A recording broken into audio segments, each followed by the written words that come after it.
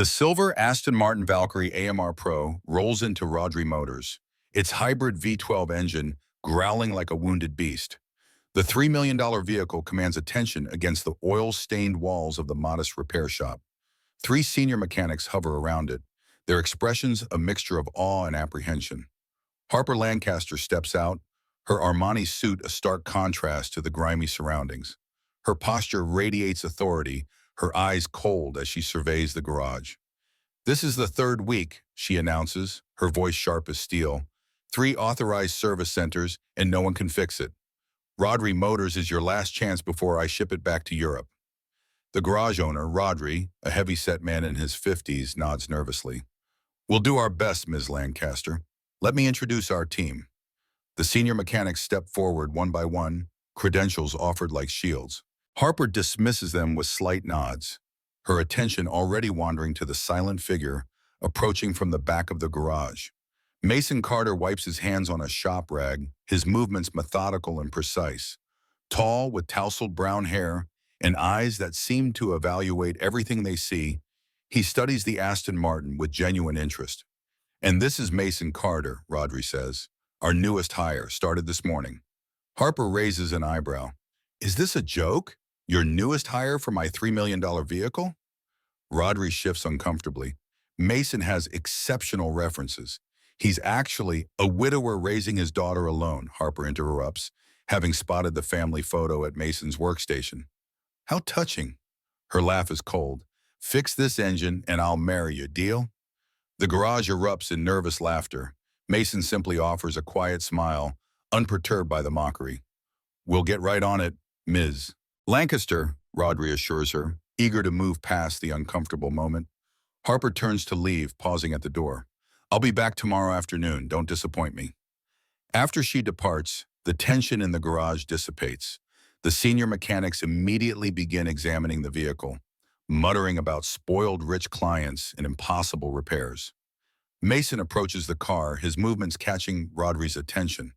"Don't take it personally, son," Rodri says. "Harper Lancaster has that effect on everyone. They call her the Ice Queen in business circles." Mason nods. "I've heard the name. Lancaster Logistics, right?" "The very same. Built her father's shipping company into a global empire. Word is she's even colder since her divorce." Rodri shakes his head. "Anyway, I didn't hire you for this job, but feel free to look if you're curious. The factory technicians say it's an electronic ghost they can't track down." The senior mechanics begin their diagnostics, connecting computers and running tests. Mason watches quietly from a distance, observing their process while completing his assigned tasks on a Honda sedan. As evening approaches, the mechanics admit defeat. "It's beyond us," the lead mechanic announces. "The onboard computers show everything's fine, but the engine management system keeps throwing random errors. We'd need factory support from England, and even they're stumped." Rodri sighs heavily. "Pack it up for today. We'll try again tomorrow." The garage empties gradually. Mason finishes his work on the Honda, but remains behind, drawn to the Aston Martin. Once alone, he approaches the vehicle with quiet purpose. Unlike the others, Mason doesn't immediately connect diagnostic computers. Instead, he begins a methodical physical inspection, tracing each system with his fingertips, listening to the engine's subtle sounds, checking connections that others deem too insignificant to examine. Hours pass as Mason works with patient precision. His movements aren't those of a typical mechanic, but of someone intimately familiar with complex systems, someone who understands that the most elusive problems often hide in the simplest places. Deep within the engine bay, Mason discovers a voltage converter with an incorrect ground connection, a tiny flaw causing electrical noise that confused the engine management system. It's not a part that would typically fail, but rather an assembly error so subtle that even factory diagnostics missed it. He makes the repair with careful precision, then clears the error codes and runs the engine through its startup sequence. The V12 purrs to life, its performance readings perfect across every monitor. Mason smiles slightly, the satisfaction of solving a complex problem evident in his eyes. He cleans his tools, washes his hands, and leaves without fanfare. Morning light filters through the high windows of Rodri Motors as the team reassembles. The senior mechanics immediately resume their frustrated diagnostics on the Aston Martin. Mason, could you give us a hand here? Rodri calls. Fresh eyes might help. Before Mason can respond, the garage door opens and Harper Lancaster strides in, earlier than expected. Today's suit is navy blue, equally immaculate, her expression already set for disappointment. Well, she demands, glancing at the mechanics clustered around her car. Rodri hesitates. Miss Lancaster, we're still working on. Harper cuts him off with a dismissive wave and walks directly to the vehicle. She slides into the driver's seat and presses the ignition. The engine starts immediately, its sound flawless, dashboard showing perfect readings across every system. Surprise flashes across her face. Who fixed it? The senior mechanics exchange confused glances. Rodri looks equally bewildered. Someone fixed it overnight, he asks his team. Mason, standing quietly by his workbench, continues organizing his tools as if nothing unusual has happened. Harper's gaze finds him, narrowing with sudden interest. She studies his movements, the precision, the economy of motion, the subtle confidence. It was you, wasn't it? She approaches Mason directly, her heels clicking against the concrete floor. You fixed my car. Mason looks up, meeting her gaze directly. Yes, ma'am. Found a loose connection causing electrical interference. A loose connection. Harper's voice is flat with disbelief. Factory technicians couldn't figure it out for weeks. Mason shrugs. Sometimes the simplest problems are the hardest to see. Harper studies him with the calculating gaze she uses for business acquisitions. What's your background? You're not just a mechanic. A shadow passes across Mason's face. I used to design aircraft systems. That was another life. And now you're here fixing cars in a local garage. Harper's tone is measured, probing. Life happens. Mason's voice is soft but firm, like a door being gently closed. Is there anything else you need, Ms. Lancaster? Harper recognizes the boundary he has drawn. She's used to people eager to share their life stories with her, hoping for opportunity or advantage. Mason's reserve intrigues her. I need someone with your skills, she says, shifting to a business tone. I have a collection of rare vehicles at my estate that require specialized maintenance. I'd like to offer you a position as my private mechanic. Triple your current salary, plus benefits. Mason hesitates, his fingers tightening around the rag in his hand. I appreciate the offer, Miss Lancaster, but I have a daughter who needs me nearby. I can't commit to a position that would take me away from her. Harper hadn't expected refusal. People don't say no to her, especially to offers of financial security. Your daughter could come with you, she counters smoothly. I have a guest house on the property that would be yours. Set your own hours as long as the work gets done. Mason's eyes widen slightly, the only indication of his surprise. That's generous, but my daughter has special medical needs. She has a heart condition that requires regular care. Something flickers across Harper's face. Recognition, perhaps even a flash of vulnerability quickly masked. I understand, she says, her voice softer now. My estate is 15 minutes from St. Mary's Children's Hospital, one of the best cardiac care centers on the East Coast. Mason's expression changes subtly. You've done your research. I make it a point to know everything about potential investments, Harper replies, her business persona returning. And you, Mr. Carter, are worth investing in. I'm not looking for charity. And I'm not offering any, Harper responds crisply. I'm offering fair compensation for valuable skills. She holds out her hand. Do we have a deal? Mason looks at her outstretched hand, then down at his own, still stained with grease despite his careful washing. The contrast couldn't be more stark, her manicured fingers against his calloused palm. He wipes his hand once more before accepting her handshake. 2 weeks trial, he says. If it doesn't work for my daughter, we walk away, no hard feelings. Harper nods, unaccustomed to conditional agreements, but respecting his priorities. Fair enough. When can you start? I need to give notice here. Make arrangements for Lily's medical records to be transferred. 1 week, Harper counters automatically, the negotiator in her unable to accept his first offer. Mason's smile is small but genuine. 1 week. Rodri watches this exchange with undisguised amazement. After Harper leaves, he approaches Mason. You just got hired by Harper Lancaster, he says incredulous. The Harper Lancaster. Mason returns to his work and seems that way. You don't understand, Rodri insists. She doesn't personally hire anyone below executive level, and she never, ever makes offers on the spot. He studies Mason with new curiosity.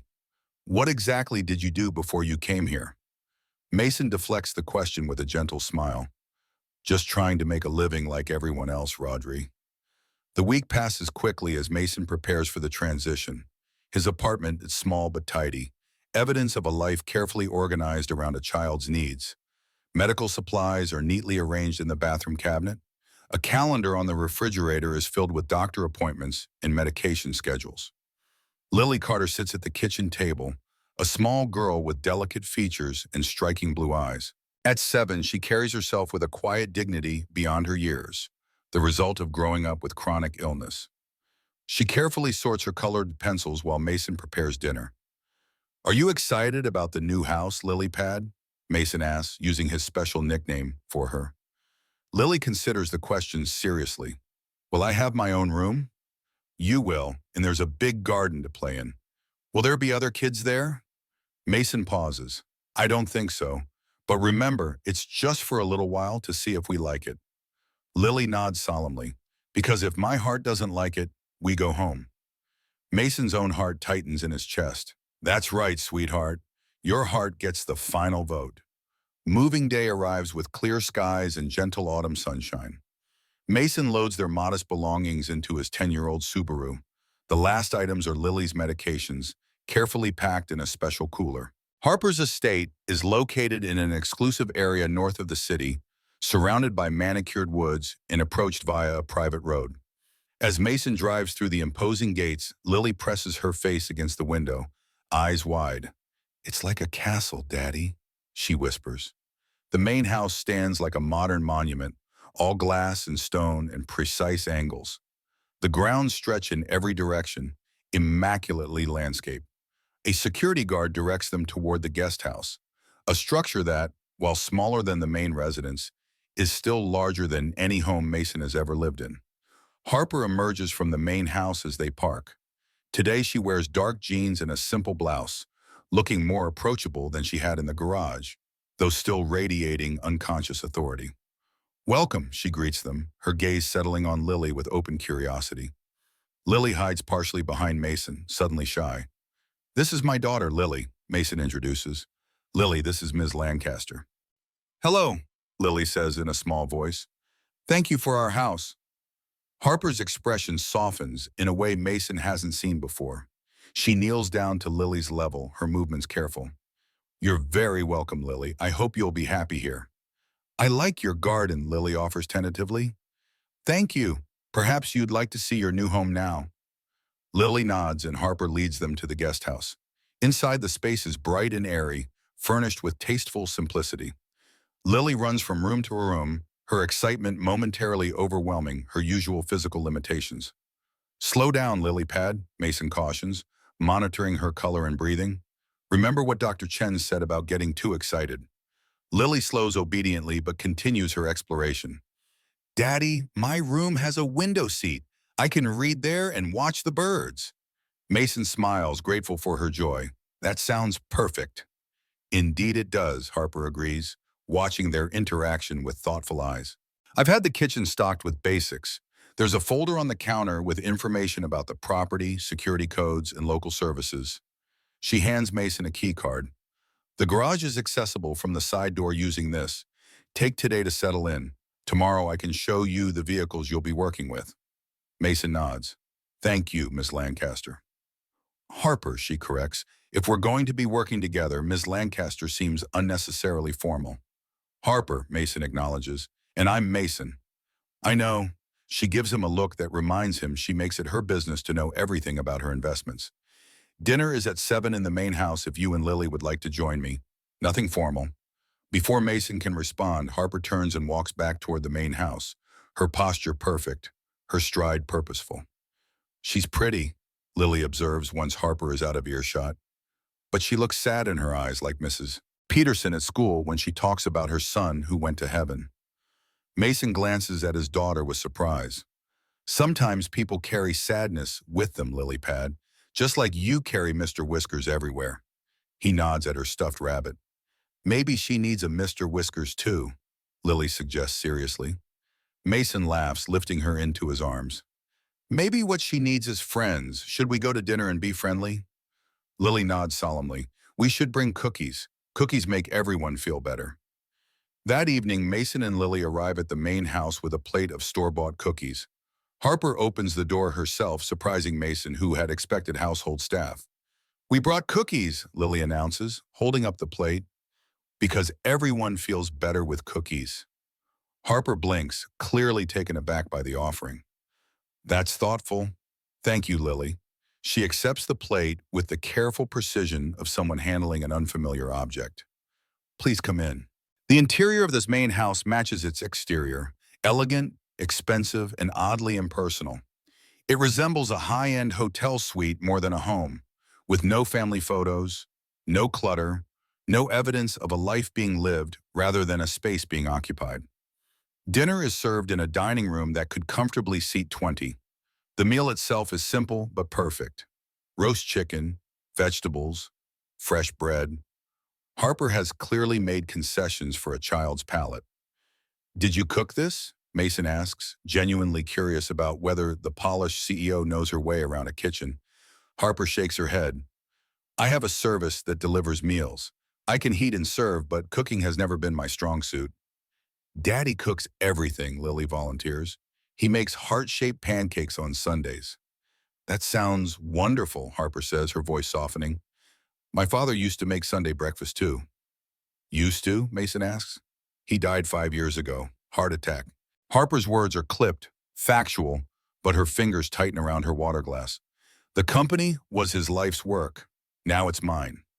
I'm sorry for your loss, Mason says simply. Thank you. Harper changes the subject smoothly. Tell me about your experience with high-performance vehicles. Your previous employer's records indicate you've only worked as a general mechanic for the past 3 years. Mason recognizes the shift to safer ground. I understand systems, whether it's an aircraft or a car. The principles are similar: power generation, control systems, structural integrity. The scales and specifics change, but the fundamentals remain constant. Interesting perspective. Most specialists I've encountered are quite territorial about their expertise. Territoriality is a luxury I can't afford, Mason says. When you need to provide for someone else, you learn to apply what you know in whatever way pays the bills.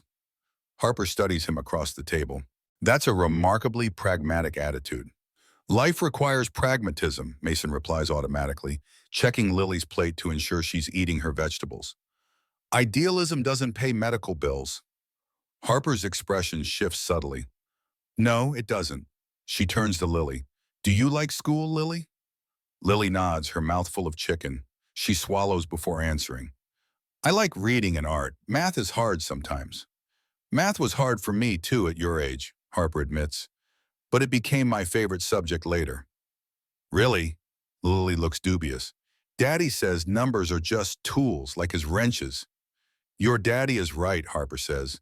They're tools that help us build understanding, just like wrenches help build engines. Mason watches this interaction with growing curiosity.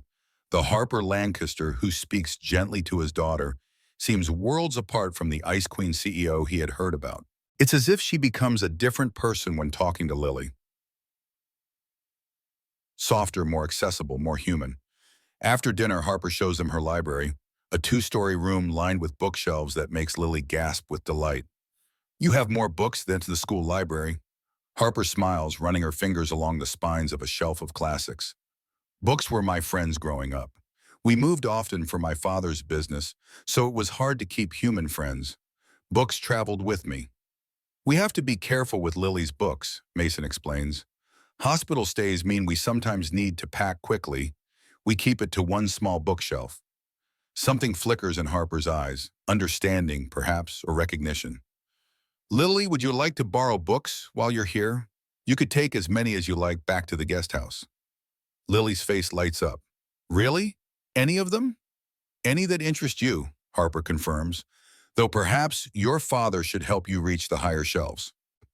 Mason watches as Lily begins examining the lower shelves with reverent fingers, carefully pulling out volumes that catch her interest. Tears. He turns to Harper. That's very generous. Harper shrugs, the gesture at odds with her usual precision.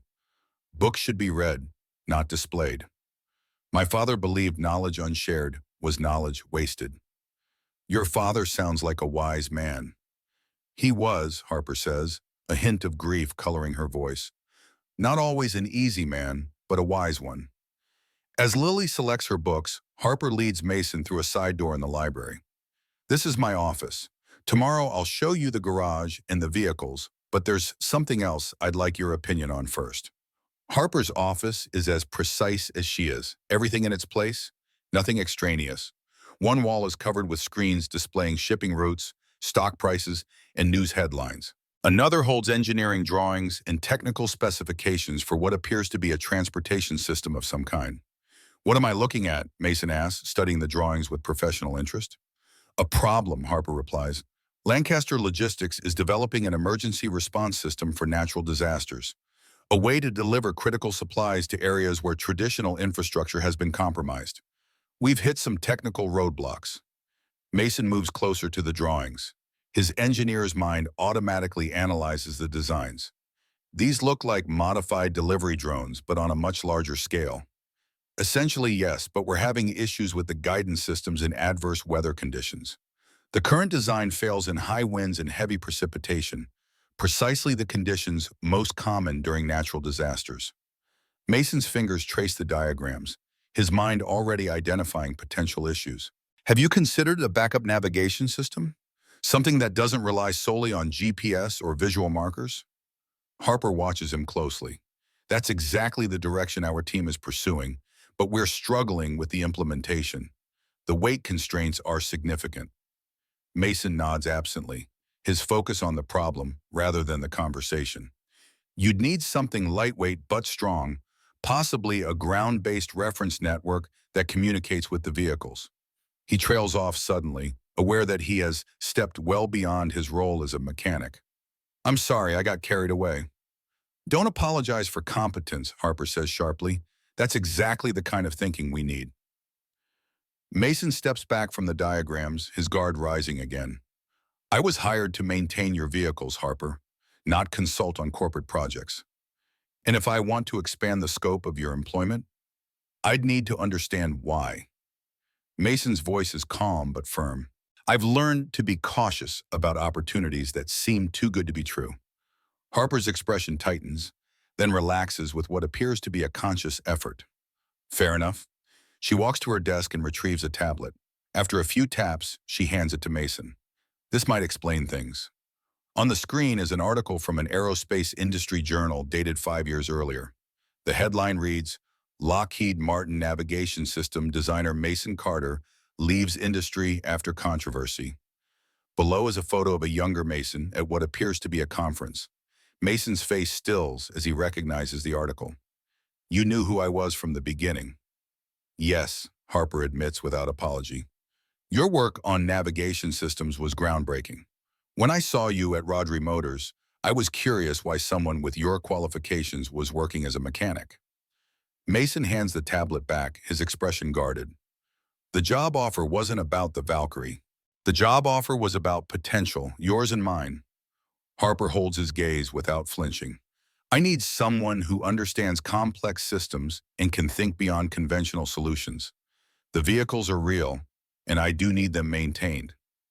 But yes, I had hoped your expertise might extend to other projects as well. Mason feels a familiar weight settle in his chest, the burden of expectations he had deliberately left behind when he walked away from his engineering career. I left that world for a reason, Harper. Your daughter, Harper says softly. After Rebecca died, Lily became my priority.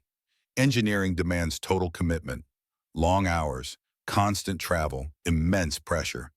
I couldn't be the father she needed and the engineer they wanted. Harper nods. I understand prioritizing family. I respect it, actually. She hesitates, then continues. But what if you could do both? Work that challenges your mind with hours that allow you to be there for Lily, and compensation that would cover her medical needs without constant financial stress? The offer hangs in the air between them, tempting in its practicality. Mason thinks of Lily's medical bills piling up on the kitchen table in their apartment, of the treatments they had postponed because of the constant worry about providing for her future if her condition worsened. "I'd need to think about it," he says finally. "This is more than I expected when I accepted your offer." Harper nods. "Take all the time you need. The position as my mechanic stands regardless. This would be additional if you are interested." From the library comes the sound of Lily's delighted laughter. Both adults turn toward the sound, drawn by its simple joy. "She found the illustrated fairy tales," Harper says, her voice unexpectedly gentle. "They were my favorites as a child." Mason studies Harper's face as she listens to Lily's laughter. For a moment, the businesswoman's mask slips, revealing something vulnerable beneath. He wonders suddenly about the woman behind the CEO, about what has shaped her into someone who lives alone in this beautiful, empty house filled with expensive things but no voices. "Lily has a way of bringing light into any room," Mason says. "Yes, she does." Harper's smile is brief but genuine. "You've done well with her, despite difficult circumstances." "I've done my best," Mason replies. "Some days that feels like enough. And the days it doesn't," Mason looks at her directly, "those are the days I remind myself that everyone's just trying to fix what's broken with the tools they have available." Harper holds his gaze for a long moment. "Some things can't be fixed, Mason." "Maybe not," he acknowledges, "but that doesn't mean we shouldn't try." And there's something in her eyes now, a recognition, perhaps even a challenge, that makes Mason wonder what broken things Harper Lancaster has tried to fix, and what tools she believes she lacks. Before either can speak again, Lily appears in the doorway, arms filled with books, her expression one of pure contentment. "I found the best ones, Daddy," she announces. "Can we take them home now? I want to read before bedtime." "Of course, Lily Pad." Mason glances at Harper. "Thank you for dinner, and the books." Harper nods, her professional mask sliding back into place. "I'll see you tomorrow, 9 o'clock at the garage. We'll discuss the vehicles then." As Mason and Lily walk back to the guest house under a sky brilliant with stars, he carries both his daughter and her precious borrowed books. The weight feels familiar and right in his arms. The conversation with Harper, however, has left him with new questions and unexpected possibilities. Lily yawns against his shoulder. "I like Ms. Harper, Daddy. She has sad eyes, but a nice smile." Mason kisses the top of her head. "I think you might be right, Lily Pad." "Can we stay here?" she asks sleepily. "We'll see," Mason replies, his gaze drawn back to the main house where a single light still burns in Harper's office. "We'll just have to see." The next morning, Mason arrives at the garage precisely at 9. The structure is larger than some airplane hangars he has worked in, housing a collection of vehicles worth more than most people would earn in several lifetimes. Vintage Jaguars, rare Ferraris, classic American muscle cars, and modern hypercars. Harper waits by a workbench, today dressed in a casual but obviously expensive pantsuit. She doesn't waste time with pleasantries. "These are the vehicles you'll be responsible for," she says, gesturing to the collection. "Each has specific maintenance requirements detailed in the files on that computer. I expect them kept in perfect running condition, ready for use at any time." Mason nods, already assessing the collection with a professional eye. "Questions?" Harper asks. "Just one," Mason replies. "Why do you have all these if you're not a car enthusiast?" Harper appears startled by the direct inquiry. "What makes you think I'm not?" "True enthusiasts interact with their collections differently. You speak about these cars like assets to be maintained, not passions to be enjoyed." A flicker of something, respect perhaps, crosses Harper's face. "They were my father's," she admits. "He loved them. I keep them as he would have wanted." Mason understands immediately. A connection to him. "Yes," Harper moves toward the door. "I have meetings all day. Feel free to familiarize yourself with the collection. We'll discuss the engineering project tomorrow." "Harper," Mason calls as she reaches the door. "The Jaguar E-Type. It needs to be driven regularly, not just maintained. Machines like that suffer when they sit idle too long." Harper pauses, her back still turned. "Then drive it," she says without looking back. "That's what you're here for." After she leaves, Mason begins a methodical inspection of each vehicle, making notes, checking maintenance records, developing a care plan for the collection. The work is absorbing but not challenging for someone of his abilities. Around noon, his phone rings. It's Mrs. Chen, the caretaker he'd arranged to stay with Lily during work hours. "Mr. Carter, Lily is asking for you," she says. "She's feeling tired and wanted to know if you could have lunch with her." "I'll be right there," Mason replies without hesitation. He finds Lily in the garden behind the guest house, sitting in the shade with a book. Her face lights up when she sees him, though he notices the slight pallor to her cheeks, the careful way she's breathing. "Hey, Lily Pad, Mrs. Chen says you're feeling tired?" Lily nods. "My heart is being silly today. It's racing even when I sit still." Mason sits beside her, checking her pulse with practiced fingers. "It's faster than it should be, though not dangerously so. Not yet. Did you take your morning medication?" "Yes, Daddy, I always remember." Mason smiles, masking his concern. "How about we have lunch inside where it's cooler, then maybe a quiet reading time?" Lily agrees and Mason prepares a simple lunch, monitoring her throughout the meal. Her color improves slightly with food and rest, but he remains vigilant. These mild episodes often precede more serious ones. He's about to suggest an afternoon nap when the doorbell rings. To his surprise, Harper stands on the doorstep holding a package. "I apologize for the interruption," she says formally, "but this was delivered to the main house by mistake." She holds out a medical package marked with Lily's name. "Lily's heart medication," Mason says, relief evident in his voice. "It was supposed to arrive yesterday, thank you." Harper notices his concern. "Is everything all right?" Before Mason can answer, Lily appears behind him. "My heart is being silly today," she explains matter-of-factly. "Sometimes it races when it shouldn't." Harper's eyes shift to Lily, then back to Mason. "Is there anything you need? A doctor? The hospital is 15 minutes away." "We're managing," Mason assures her. "These episodes happen. We have protocols." Harper nods but doesn't leave immediately.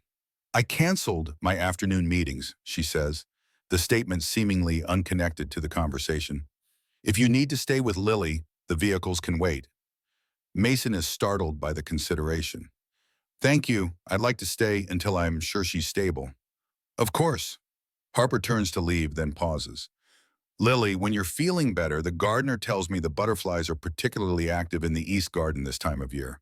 There's a bench there where you can watch them without exerting yourself." Lily's eyes brighten. "I love butterflies." "So did my brother," Harper says softly, then nods a goodbye and walks away. Mason closes the door, puzzled by this new glimpse of Harper Lancaster. He returns to find Lily smiling. "See, Daddy? She does have a nice smile when she forgets to be sad." Mason spends the afternoon with Lily, monitoring her condition while they read together. By evening, her heart rate has stabilized, though he remains watchful. Episodes like this are warnings. Her condition is progressing despite the medications. After Lily falls asleep, Mason sits at the small desk in his room and reviews her medical records. The trajectory is clear and concerning. Each episode comes more frequently than the last, each recovery slightly less complete. Without intervention, the prognosis is grim. The treatments exist: new medications, specialized pacemakers, even experimental therapies. But they all share one characteristic: extraordinary cost. Mason's savings and insurance coverage were already stretched to breaking point. He thinks about Harper's offer of expanded employment, of consulting on the emergency response system. The compensation would certainly help with Lily's medical expenses. But returning to engineering means confronting the past he's tried so hard to leave behind. Mason opens his laptop and searches for information on Lancaster Logistics' emergency response system. The project is more significant than Harper implied, a major initiative to revolutionize disaster relief by delivering critical medical supplies to areas where traditional infrastructure has been destroyed. The implications are profound. Such a system, if successful, could save countless lives in disasters where minutes matter. Lives like Lily's, dependent on timely access to medication. Mason closes the laptop and moves to the window. In the distance, the main house stands illuminated against the night sky, a single light still burning in Harper's office. He wonders what drives her to work such long hours, what mission sustains her beyond mere business success. The next morning, Mason arrives at the garage to find Harper waiting with a young man in a tailored suit who eyes Mason with undisguised skepticism. Mason, this is Jason Winters, head of our engineering team, Harper introduces. Mason Carter will be consulting on the guidance system issues. Jason's handshake is perfunctory. Ms. Lancaster mentioned your background. Interesting career change from aerospace to auto repair. Life takes unexpected turns, Mason replies evenly. Indeed, Jason says with a thin smile. Well, let's see what insights from the garage floor might offer our aerospace engineers. Harper interrupts sharply. Mason's experience with complex navigation systems is precisely what we need, Jason. I expect full cooperation from your team. Jason's smile tightens. Of course, Ms. Lancaster. Shall we proceed to the lab? The engineering lab occupies a separate building on the estate, a state-of-the-art facility that would make most research universities envious. A team of engineers works at various stations, all looking up as Harper enters. Everyone, this is Mason Carter, Harper announces. He'll be consulting on the guidance system challenges. I expect you to brief him thoroughly and consider his input seriously. The team members nod, their expressions a mixture of curiosity and reserve. Harper turns to Mason. I have meetings downtown. Jason will handle the briefing. I'll check in this afternoon. After Harper leaves, Jason leads Mason to a workstation displaying complex simulations of aircraft in various weather conditions. Here's our current challenge, Jason explains, his tone professional but cool. Our emergency response vehicles need to operate in conditions where conventional navigation systems fail. Hurricane-force winds, heavy precipitation, dust storms. We've tried enhanced GPS, optical recognition, even radar mapping, but none provide the reliability we need in extreme conditions. Mason studies the simulations, his mind already processing potential solutions. May I, he asks, gesturing to the keyboard. Jason steps aside, watching as Mason navigates through the system with obvious expertise. For the next hour, Mason absorbs the project details, asking precise questions that gradually earn reluctant respect from the team. You've approached this primarily as a software problem, Mason observes, but extreme weather is as much a hardware challenge. Your sensors need physical protection that doesn't compromise sensitivity. Howard, an older engineer who has been quietly observing, speaks up. That's exactly what I've been saying.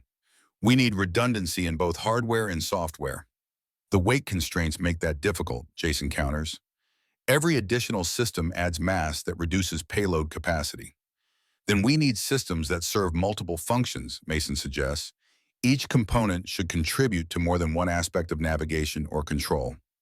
The discussion continues, growing more technical as Mason fully engages with the problem. His suggestions are practical, drawing on his experience with military aircraft designed to operate in hostile environments. By early afternoon, Mason has gained the cautious respect of most team members. Only Jason maintains a subtle resistance, his initial skepticism evolving into something closer to territorial concern. Harper returns as promised, immediately sensing the shifted dynamics. Progress? She asks.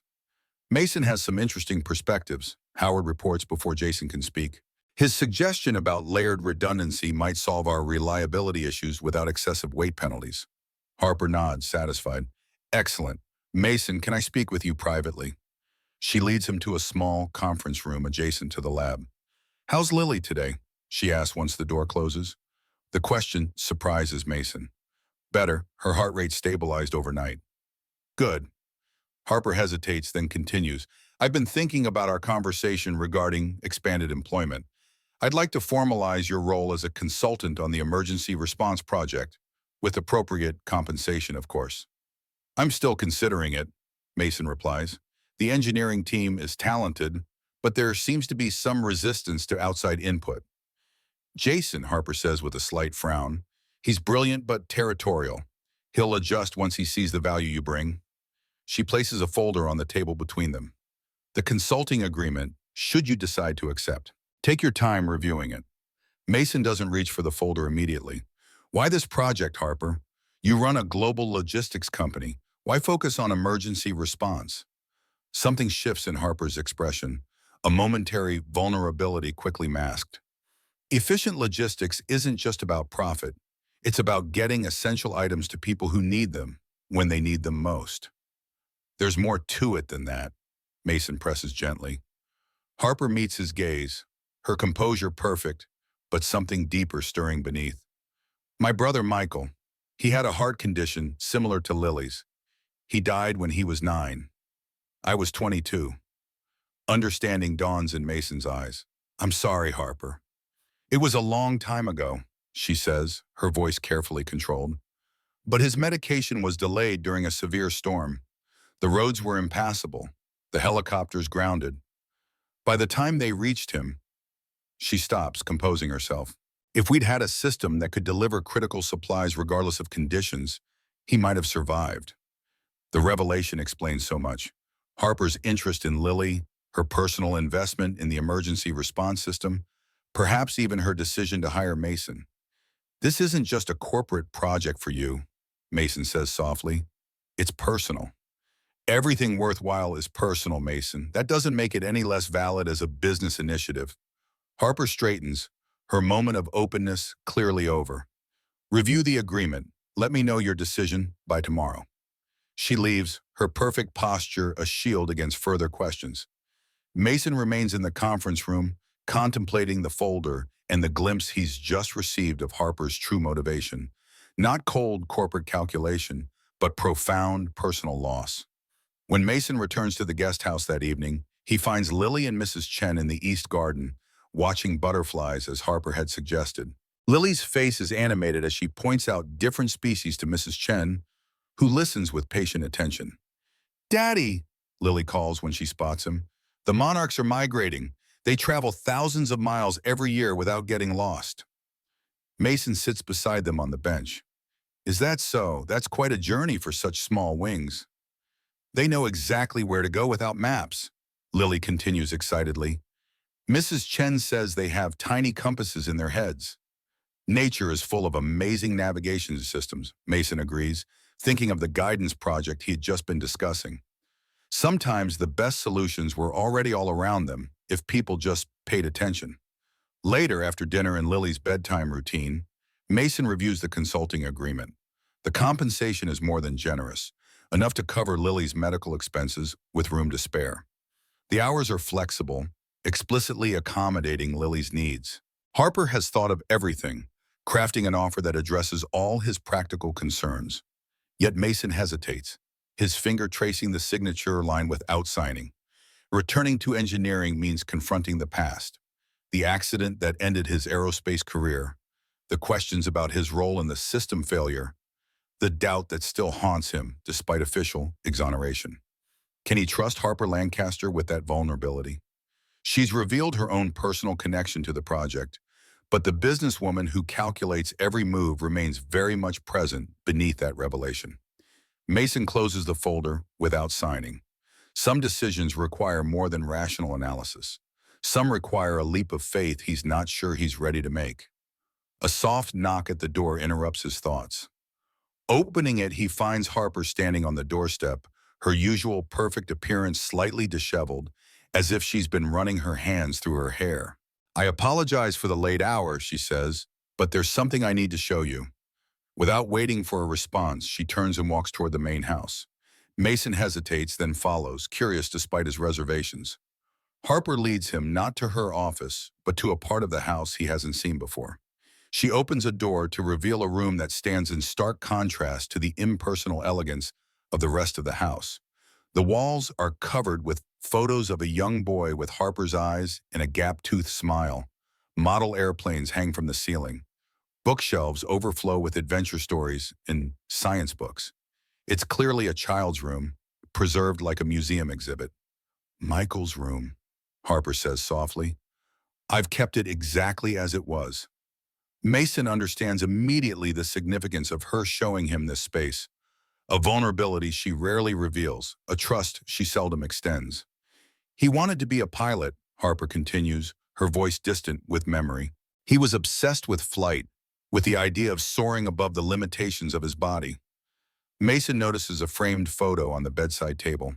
Harper as a young woman, sitting beside Michael's hospital bed, reading to him. The tenderness in her expression is a revelation. After he died, I focused on building Lancaster Logistics, on continuing my father's legacy. It was easier than confronting the grief. Harper turns to face Mason directly. But the emergency response system, that's Michael's legacy, a way to ensure other children don't die waiting for help that arrives too late.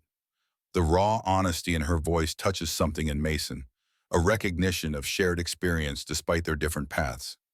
There are things I haven't told you about my past, he says quietly, about why I left aerospace engineering. I know more than you think, Harper replies. The system failure, the investigation, your eventual exoneration. But I don't know what it did to you, how it shaped your decisions since. Mason is silent for a moment, weighing how much to reveal. I designed a navigation system for a military aircraft. During testing, there was a catastrophic failure. 2 pilots died. The words come slowly, painful even years later. The investigation cleared me of direct responsibility, a manufacturing defect, not a design flaw. But I couldn't continue.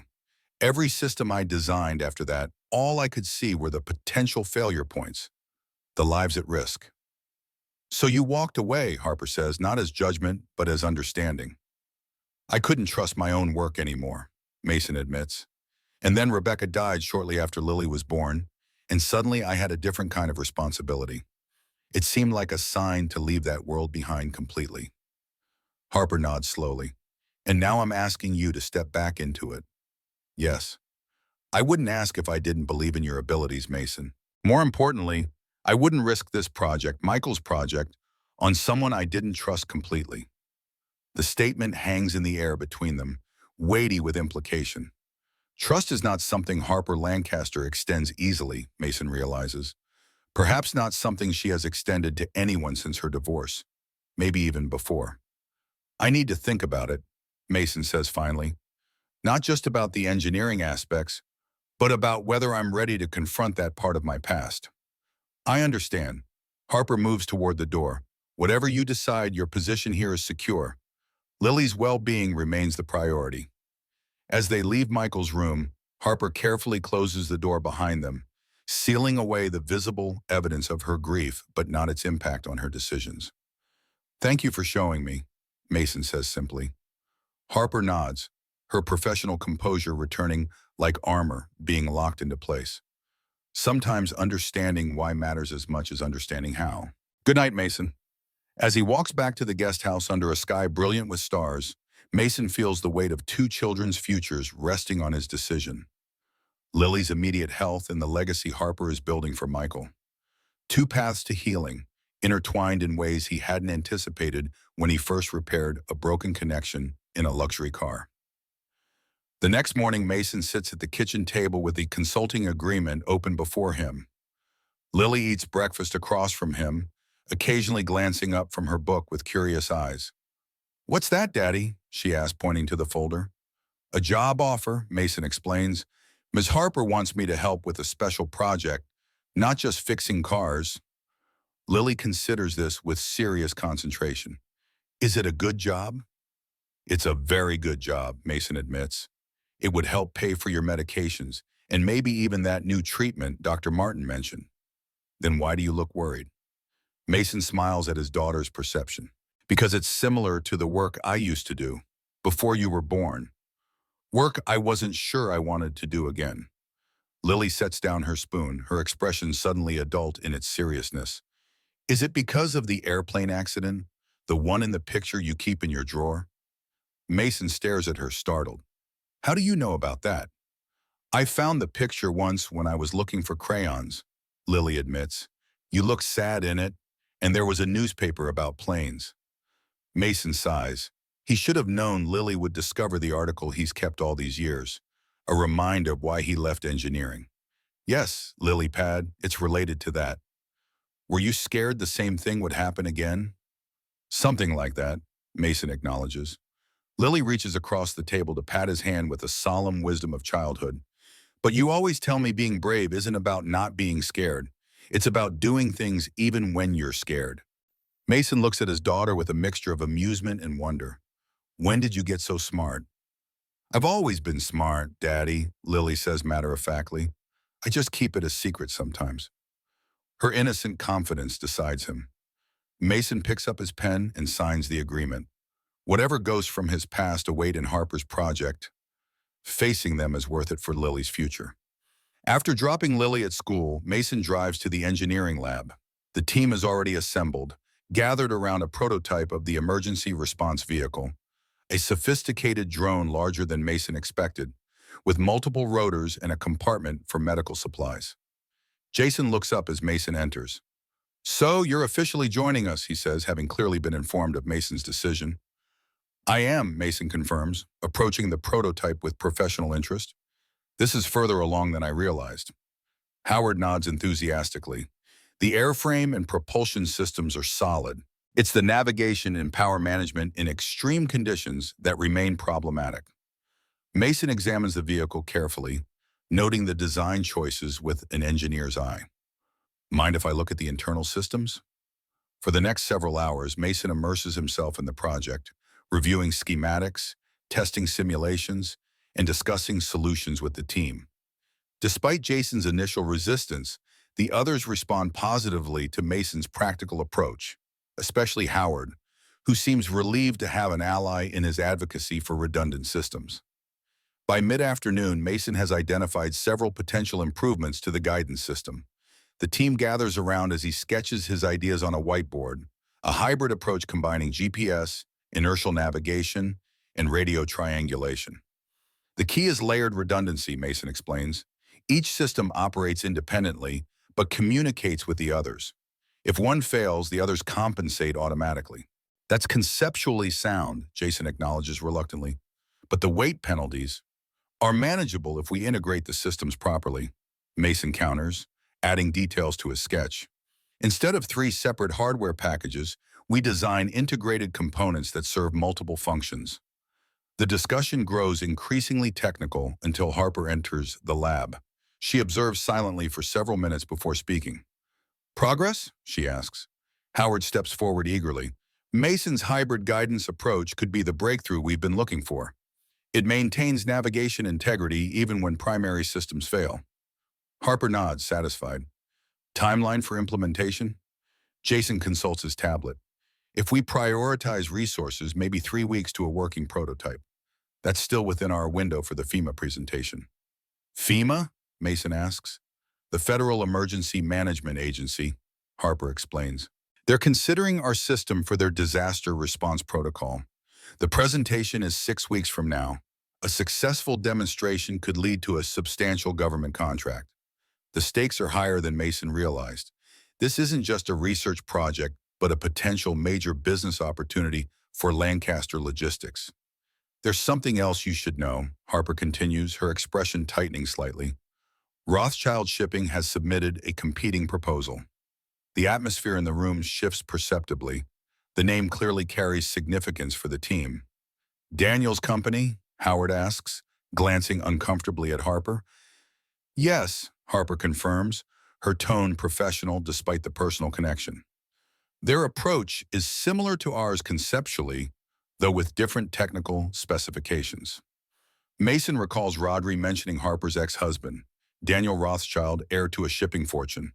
The divorce had been public and apparently acrimonious. "How similar are their specifications?" Mason asks, professional concern overriding curiosity about Harper's personal history.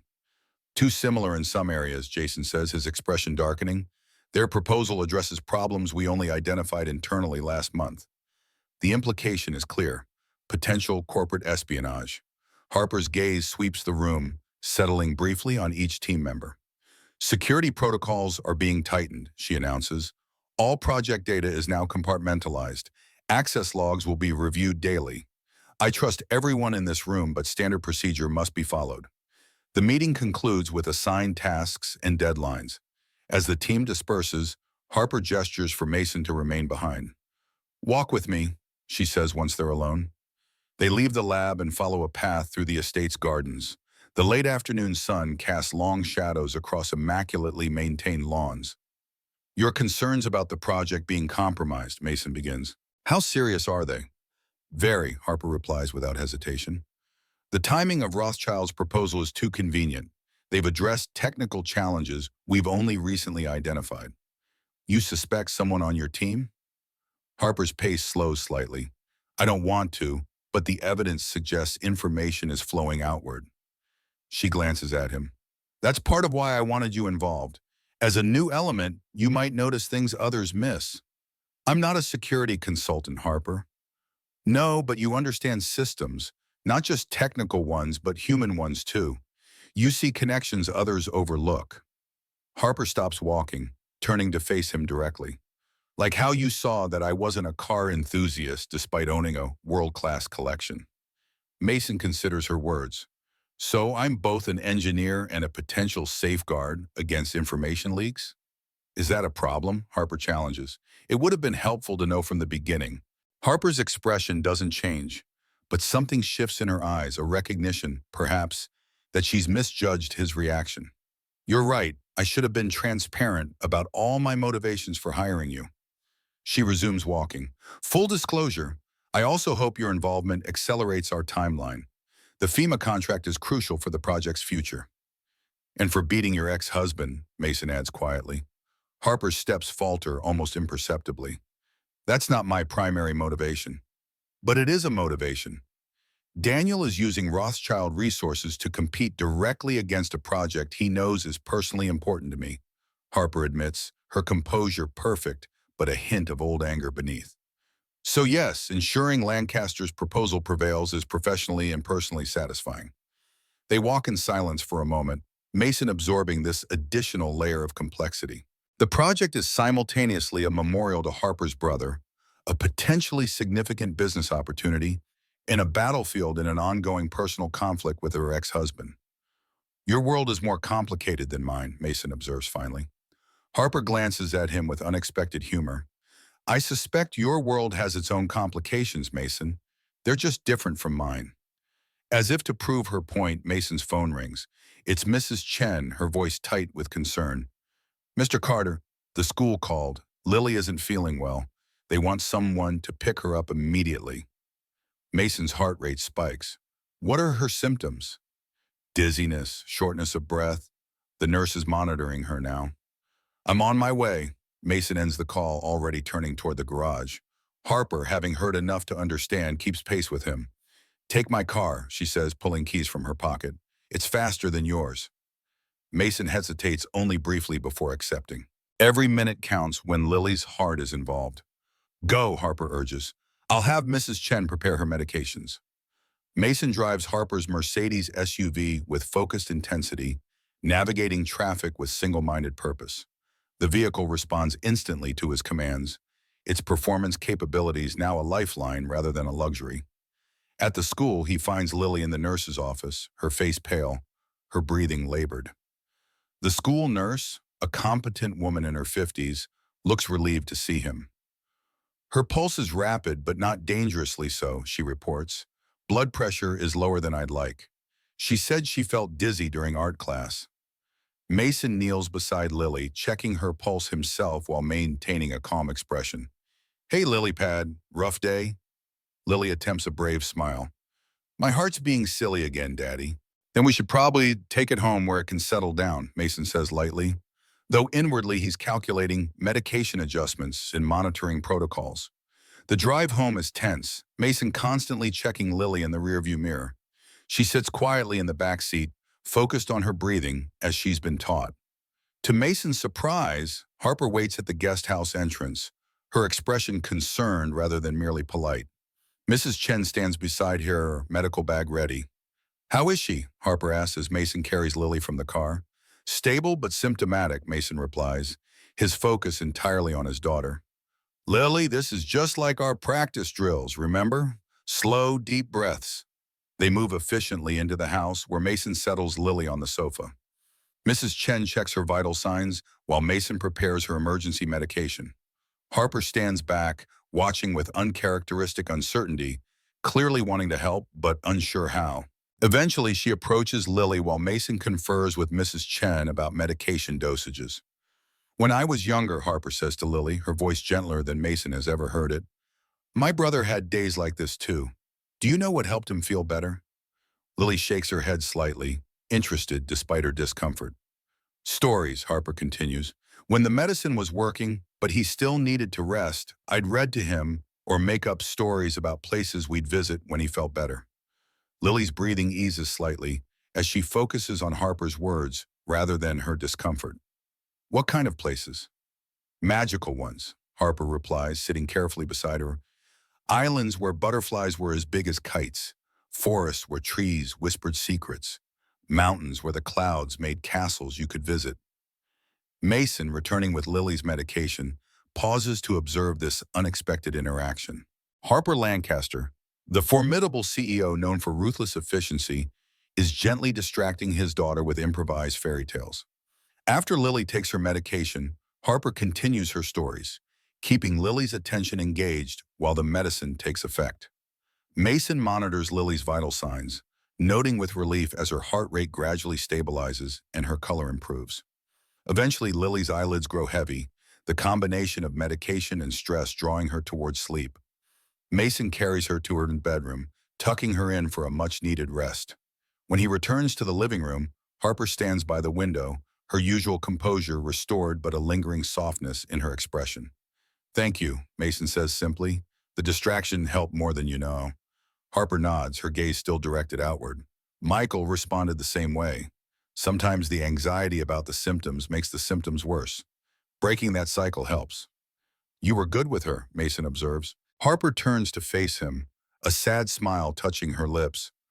"I had practice, once upon a time." She glances toward Lily's room. "How serious was this episode?" Mason sighs, running a hand through his hair.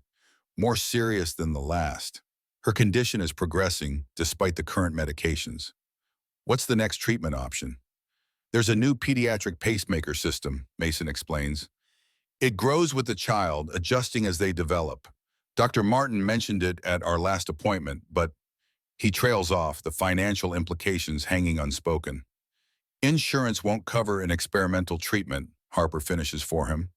"Not fully, no, and the out-of-pocket costs are substantial." Harper considers this information with the same focused attention she brings to business problems. "You should know that Lancaster Logistics has a charitable foundation," she says after a moment. "One of its focus areas is pediatric medical research." Mason stiffens slightly. "Harper, this isn't charity," she interrupts, anticipating his objection. "The foundation funds promising medical innovations in exchange for anonymized data that helps improve our disaster response protocols. Dr. Margaret Chen at St. Mary's is developing exactly the kind of pacemaker Lily needs. Her research aligns perfectly with our foundation's mission." The offer hangs between them, practical yet deeply personal. Mason wants to refuse on principle. Pride and independence have been his companions since Rebecca's death. But as he thinks of Lily's pale face, of her brave attempts to normalize a condition that threatens her young life, he recognizes that pride is a luxury he cannot afford. "I'd need to understand exactly what's involved," he says finally. "The foundation's requirements, the obligations it would create." Relief flickers across Harper's face. "Of course, I'll have the foundation director contact you with full details. But I can assure you the only requirement would be allowing anonymized medical data to be included in research statistics. No public appearances, no promotional materials." Mason nods, still uncomfortable but resolute. "Thank you. I'll consider it seriously." "That's all I ask." Harper checks her watch. "I should go. You need to rest too. Take tomorrow off to stay with Lily. The project can wait a day." After Harper leaves, Mason checks on Lily once more before collapsing into an armchair, emotionally and physically drained. Today's episode was a stark reminder of the precarious nature of their situation. Lily's health, their financial stability, the fragile new connections they're forming here. He thinks about Harper's unexpected kindness, her personal revelation about Michael, her offer of foundation support. The Ice Queen CEO of Business Rumors seems increasingly at odds with the woman he's coming to know. Someone shaped by loss, driven by personal mission, and capable of surprising compassion. The next morning, Lily wakes feeling better, though Mason insists she rest. They spend a quiet day together, reading and playing simple games. By evening, Lily's energy has improved enough that Mason allows her to help prepare dinner. "I like it here, Daddy," Lily says as she carefully arranges vegetables on a plate. "Ms. Harper has sad eyes like mine sometimes, but she's nice." She is nice, Mason agrees, surprised to realize he means it, in her own way. Can we stay, even after your trial period? Mason considers the question seriously. Would you like that? Lily nods emphatically. The hospital is closer, and there's the butterfly garden, and Ms. Harper needs friends. She's lonely in that big house. What makes you think she's lonely? Because she has lots of things, but no one to share them with, Lily explains with a child's straightforward logic. Like my friend Emma, who has all the best toys but never lets anyone play with them because she doesn't know how to share. Ms. Harper just needs practice. Mason laughs softly at his daughter's assessment. Maybe you're right, Lilypad. The doorbell interrupts their conversation. Mason opens the door to find Harper holding a tablet and a small gift bag. I hope I'm not intruding, she says. I wanted to check on Lily. Please come in, we were just preparing dinner. Harper enters, her gaze immediately finding Lily in the kitchen. You're looking much better, she observes with evident relief. Lily smiles brightly. My heart is behaving today, and Daddy's letting me help with dinner. I brought something for you, Harper says, offering the gift bag. For days when your heart needs extra rest. Lily opens the bag to find a beautiful illustrated book of world butterflies. Her eyes widen with delight. Thank you, Ms. Harper. Look, Daddy, it has monarchs like the ones in the garden. That's very thoughtful, Mason says, genuinely touched by the gesture. Would you like to stay for dinner? Nothing fancy, just chicken and vegetables. But there's plenty. Harper appears momentarily taken aback by the invitation. I wouldn't want to impose. Please stay, Lily urges. Daddy made extra because he always makes extra, and I want to show you my favorite butterflies in the book. Faced with such earnest invitation, Harper acquiesces. Thank you, I'd like that. Dinner proves surprisingly comfortable. Lily dominates the conversation, showing Harper her favorite butterfly species and explaining why each is special. Harper listens with genuine interest, occasionally offering facts about butterfly migration patterns that impress even Lily. After dinner, while Lily continues exploring her new book, Harper shows Mason information on her tablet. Details about the Lancaster Foundation's Pediatric Cardiac Research Program. Dr. Chen's pacemaker technology is revolutionary, Harper explains. The device actually grows with the child, eliminating the need for repeated surgeries. The foundation has been funding her research for 3 years, but clinical applications have been limited by regulatory approval processes. Mason reviews the information with an engineer's attention to detail. And Lily would be eligible for the trial program? Based on her medical profile, yes. Dr. Chen has been seeking candidates with precisely Lily's condition. It's a perfect match clinically. Harper hesitates, then adds, I've taken the liberty of scheduling a consultation next week. If you're interested, no obligation, just an opportunity to learn more. Mason should feel manipulated by Harper's presumption, but instead finds himself grateful for her efficiency. Thank you, I'd like to meet Dr. Chen. Their conversation is interrupted by Lily's yawn, a reminder that she still needs extra rest despite her improved condition. I should go, Harper says, rising from her seat. Thank you for dinner. It was nice. The slight pause before the final words suggests Harper's surprise at her own enjoyment of such a simple evening. After Lily's bedtime routine, Mason returns to the living room to find a text message from Harper. Engineering team meeting tomorrow, 10 a.m. Only if Lily is stable, it is for H. The consideration behind the message, prioritizing Lily's needs over the project timeline, reinforces Mason's evolving impression of Harper Lancaster. Beneath the polished corporate exterior lies a woman of unexpected depth and complexity. The following morning, with Lily feeling well enough to attend school under Mrs. Chen's watchful eye, Mason joins the engineering team meeting. The atmosphere in the lab is tense, conversations hushed, and expressions guarded. What's happened? Mason asks Howard, who seems less affected than the others. Information leak confirmed, Howard replies quietly.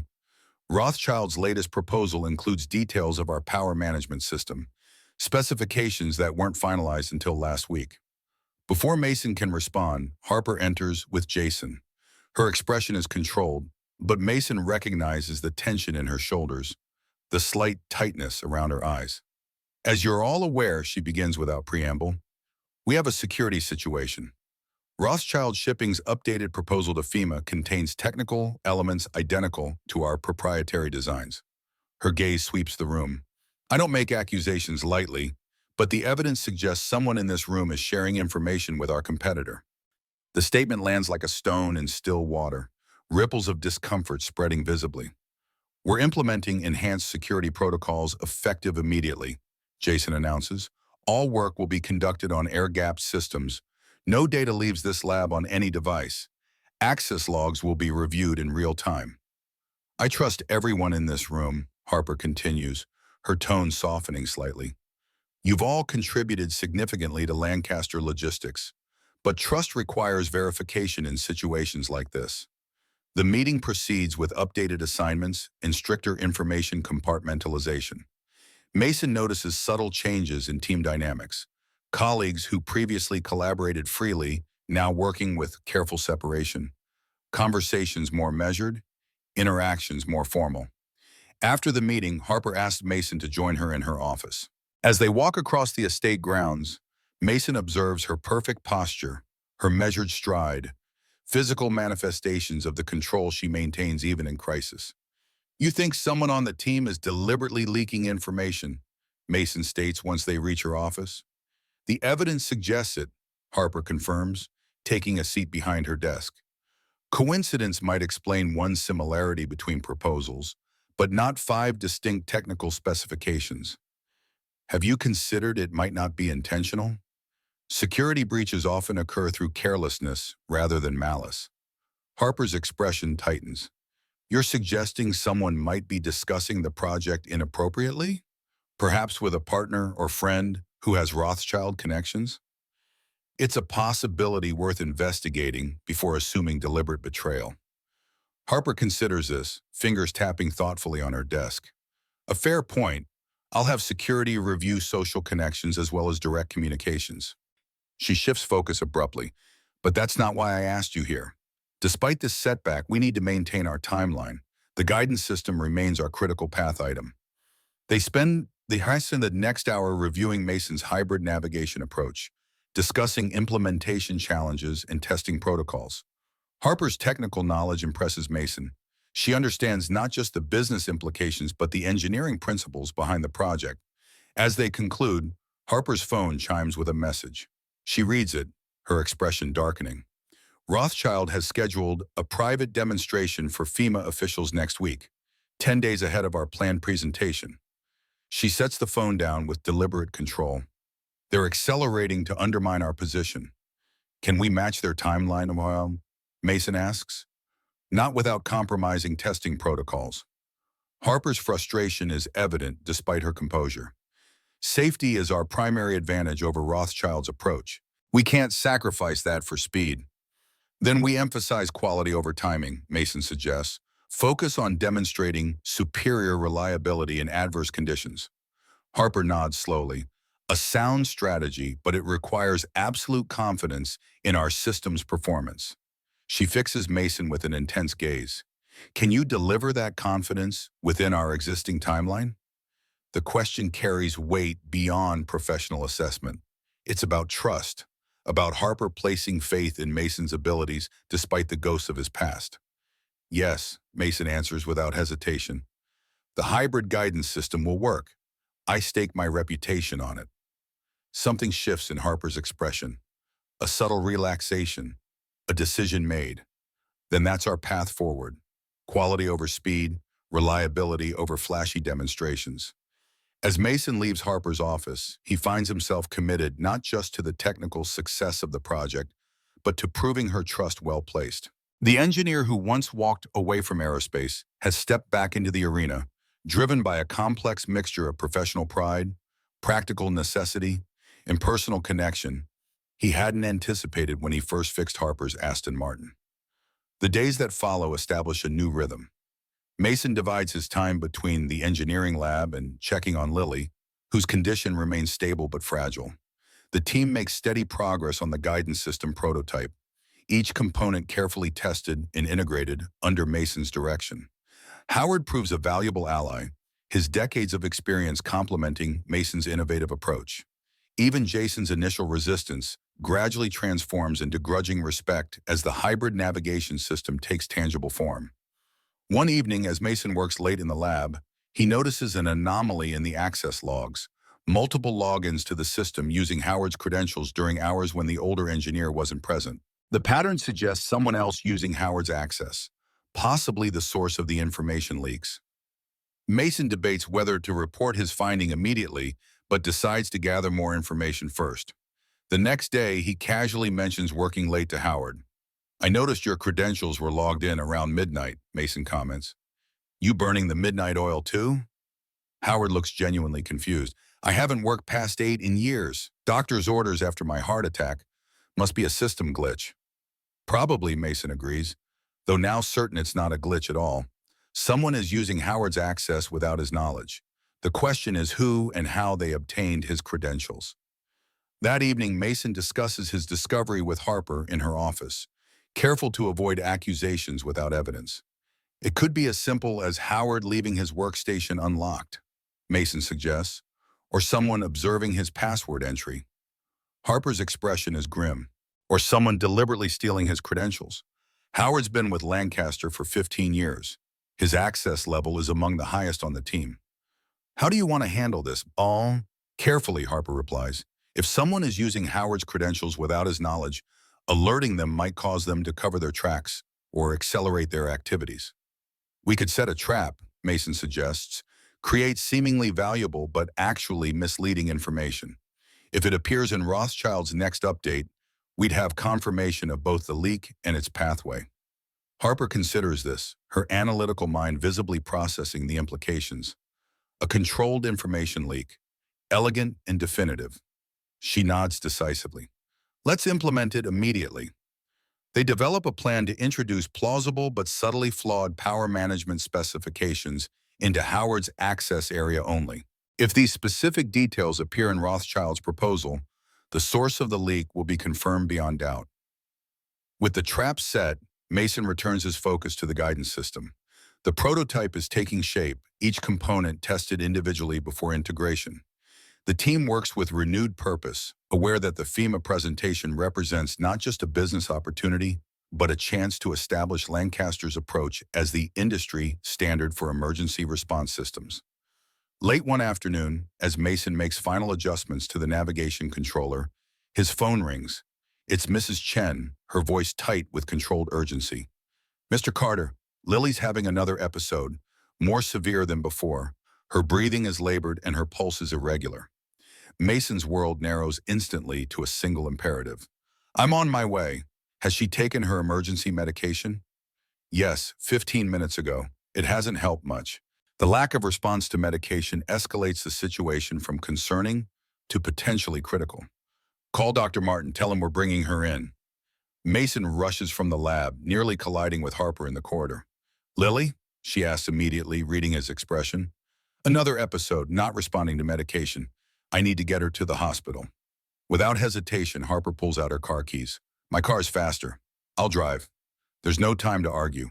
Mason follows Harper to her Mercedes, calling Mrs. Chen to have Lily ready for immediate transport. At the guest house, they find Lily on the sofa, her face pale, her breathing labored. Mason lifts her gently, his calm exterior masking the fear gripping his heart. "Just like our practice drills, lily pad," he murmurs. Slow, deep breaths. "That's my brave girl." In the car, Mason cradles Lily against his chest while Harper drives with focused intensity. Her handling of the powerful vehicle is masterful, finding gaps in traffic that seem impossible, maintaining control at speeds that would terrify most drivers. "St. Mary's emergency entrance," Mason directs. "Dr. Martin should be waiting." Harper navigates with precision, her attention divided between the road and the rearview mirror where she can see Lily's distress. 5 minutes, she assures them. "We're almost there." Lily struggles for each breath, her small body tense with effort. "It hurts, Daddy," she whispers, fear evident despite her efforts to be brave. "I know, sweetheart. We're getting help. Just stay with me." Through the front windshield, Mason can see Harper handling the vehicle with confident efficiency, creating space where none seems to exist, cutting minutes from their journey through sheer determination. 3 minutes, she announces, catching Mason's eye in the mirror. "How is she?" Holding on, Mason replies, though holding on is a generous description. Lily's condition isn't worsening, but neither is it improving. Each labored breath seems to require more effort than the last. The hospital appears ahead, its emergency entrance illuminated against the darkening evening sky. Harper pulls directly to the ambulance bay where, to Mason's relief, Dr. Martin waits with a medical team in a gurney. Everything moves with controlled urgency. Lily transferred to the gurney, vital signs assessed, oxygen applied. Mason provides her medical history in the clipped, precise language he's learned through too many similar episodes. Harper stands slightly apart, her presence a steady anchor in the chaos of the moment. As they prepare to move Lily to the cardiac unit for further assessment, a woman in surgical scrubs approaches. "Mr. Carter, I'm Dr. Margaret Chen. Ms. Lancaster contacted me about Lily's case last week." Mason glances at Harper, who gives a slight nod. This is the specialist she mentioned, the one developing the pediatric pacemaker. "I'd like to examine Lily immediately, if you will permit it," Dr. Chen continues. "Her symptoms suggest an arrhythmia that might respond to the procedure I've been developing." Mason hesitates only briefly. "Do whatever you need to do, doctor. Just help her." Dr. Chen nods, already turning to join the medical team surrounding Lily. "I'll update you as soon as we have more information. The nurses will show you to the waiting area." As Lily is wheeled away, Mason feels a momentary vertigo, as if the floor beneath him has suddenly tilted. The familiar hospital smells, antiseptic, recycled air, underlying illness, bring back memories of Rebecca's final days. The same helplessness threatens to overwhelm him. A hand touches his arm, warm and steady. Harper stands beside him, her eyes fixed on his face. "She's going to be all right," she says quietly. "Doctor." "Chen is the best there is." Mason nods, unable to speak past the knot in his throat. Together they follow a nurse to the cardiac unit's waiting area, a room designed to project calming reassurance through soft colors and comfortable seating. Mason has spent too many hours in rooms just like it to be fooled by the superficial comfort. They sit side by side in molded plastic chairs. Mason leans forward, elbows on knees, hands clasped so tightly his knuckles whiten. Harper sits straight, her perfect posture maintained even now, though her fingers worry at the hem of her jacket in an unconscious betrayal of her concern. Minutes stretch into an hour. Mason alternates between rigid stillness and restless pacing. Harper remains seated, occasionally checking her phone, but mainly watching Mason with quiet concern. "You don't have to stay," Mason says finally during one of his pacing circuits. "This could take hours. I'm sure you have more important matters to attend to." Harper looks up, her expression unreadable. "Do you want me to leave?" The question is direct, without artifice. Mason stops pacing, considering. "No," he admits, "but I don't want to impose." "You're not imposing," Harper says softly. "I want to be here." Mason studies her face, looking for signs of obligation or professional courtesy. What he sees instead is genuine concern, perhaps even fear. Not the efficient CEO managing a human resources issue, but a woman who cares what happens to his daughter. He sits again, the fight going out of him. "Thank you for everything. Getting us here, calling Dr. Chen ahead of time. I'm not sure I could have managed it all." "You would have," Harper says with quiet certainty. "You've been managing it alone for years, but you shouldn't have to." The words hang between them, loaded with implications neither is prepared to address. Mason looks away, fixing his gaze on the bland watercolor paintings adorning the waiting room walls. "Rebecca died in a hospital room not unlike this one," he says after a long moment. "Same antiseptic smell, same beeping monitors, same feeling of complete helplessness." Harper doesn't respond immediately, letting the confession settle between them. When she speaks, her voice is softer than Mason has ever heard it. "Michael died at home. We had hospice care by then. I was holding his hand, reading to him. He just stopped breathing mid-sentence. I kept reading for almost 5 minutes before I realized." Mason turns to her, seeing the memory etched in the tightness around her eyes. "I'm sorry. It was a long time ago," Harper says, the same words she had used when first telling him about Michael. But this time they lack conviction. "Some losses never become past tense," Mason observes. "They just become part of who we are." Harper nods, a barely perceptible movement. "The hardest part was watching my parents afterward. My father buried himself in work. My mother withdrew into a depression she never fully emerged from. They both loved Michael desperately, but they couldn't help each other through losing him. Is that why you threw yourself into Lancaster logistics after your divorce, following your father's example? Harper's laugh holds no humor. Perceptive. Yes, I suppose I did. Work doesn't argue or betray or die. It just demands. And demands are easier to meet than emotional needs. Until they are not, Harper says, meeting his gaze directly. Until they are not, Mason agrees. They sit in silence after that, the shared understanding between them deeper than words could express. Two people shaped by loss, finding unexpected recognition in each other's coping mechanisms. The waiting room door opens, admitting Chen, still in surgical scrubs. Mason is on his feet instantly, heart hammering against his ribs. "Mr. Carter," Dr. Chen says, her expression serious but not grim. "Lily has stabilized. We've corrected the immediate arrhythmia with medication, but I'm concerned about the underlying condition." Mason nods, bracing himself. "Her cardiomyopathy has been progressively worsening over the past year. Yes, I've reviewed her records. The previous treatments have been appropriate, but they are becoming less effective." Dr. Chen hesitates, choosing her words carefully. "I believe Lily would benefit from a more aggressive intervention.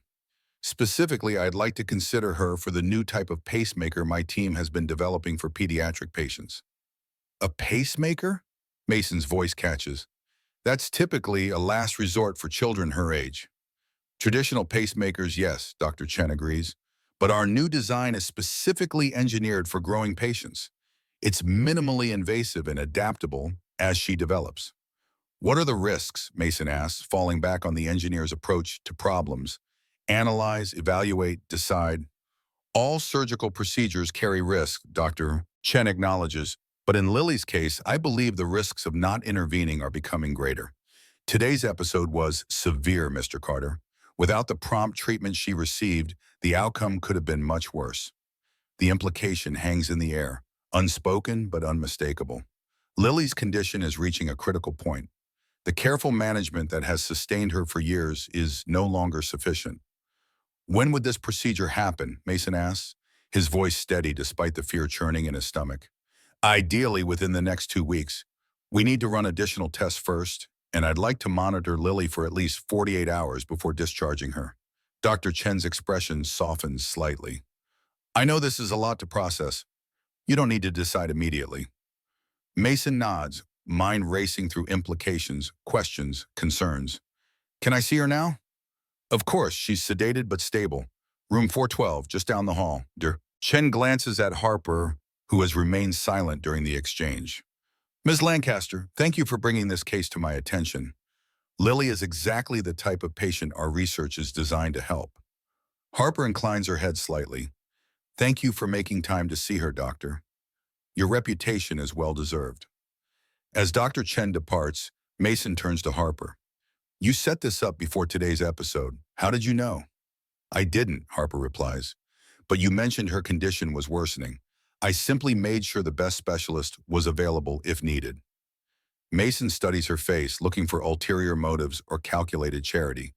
He finds neither, only the practical concern of someone who has watched a loved one's health deteriorate and understands the importance of having the right resources available. "Thank you," he says simply. "I need to see Lily now." "Of course, I'll wait here." Mason pauses. "You don't have to. This could be hours." "I'll wait," Harper repeats, her tone making it clear the matter isn't open for discussion. Mason walks slowly down the hospital corridor to room 412, steeling himself for what he'll find. Lily lies in a bed that seems too large for her small frame, connected to monitors that beep with reassuring regularity. Her face is pale against the white pillowcase, blue eyes closed in medicated sleep. He approaches quietly, taking her small hand in his. Her fingers are cool, but pink with healthy circulation. Mason sits in the chair beside her bed, maintaining the bedside vigil that has become a familiar part of their life together. Time passes in the measured beeps of the heart monitor. Mason drifts between acute awareness and exhausted detachment, his body slumping in the uncomfortable chair, even as his mind remains hyper-alert to any change in Lily's condition. He's not sure how much time has passed when he becomes aware of someone else in the room. Harper stands in the doorway holding 2 paper cups of coffee. She approaches quietly, offering one to Mason. "Hospital coffee," she says softly.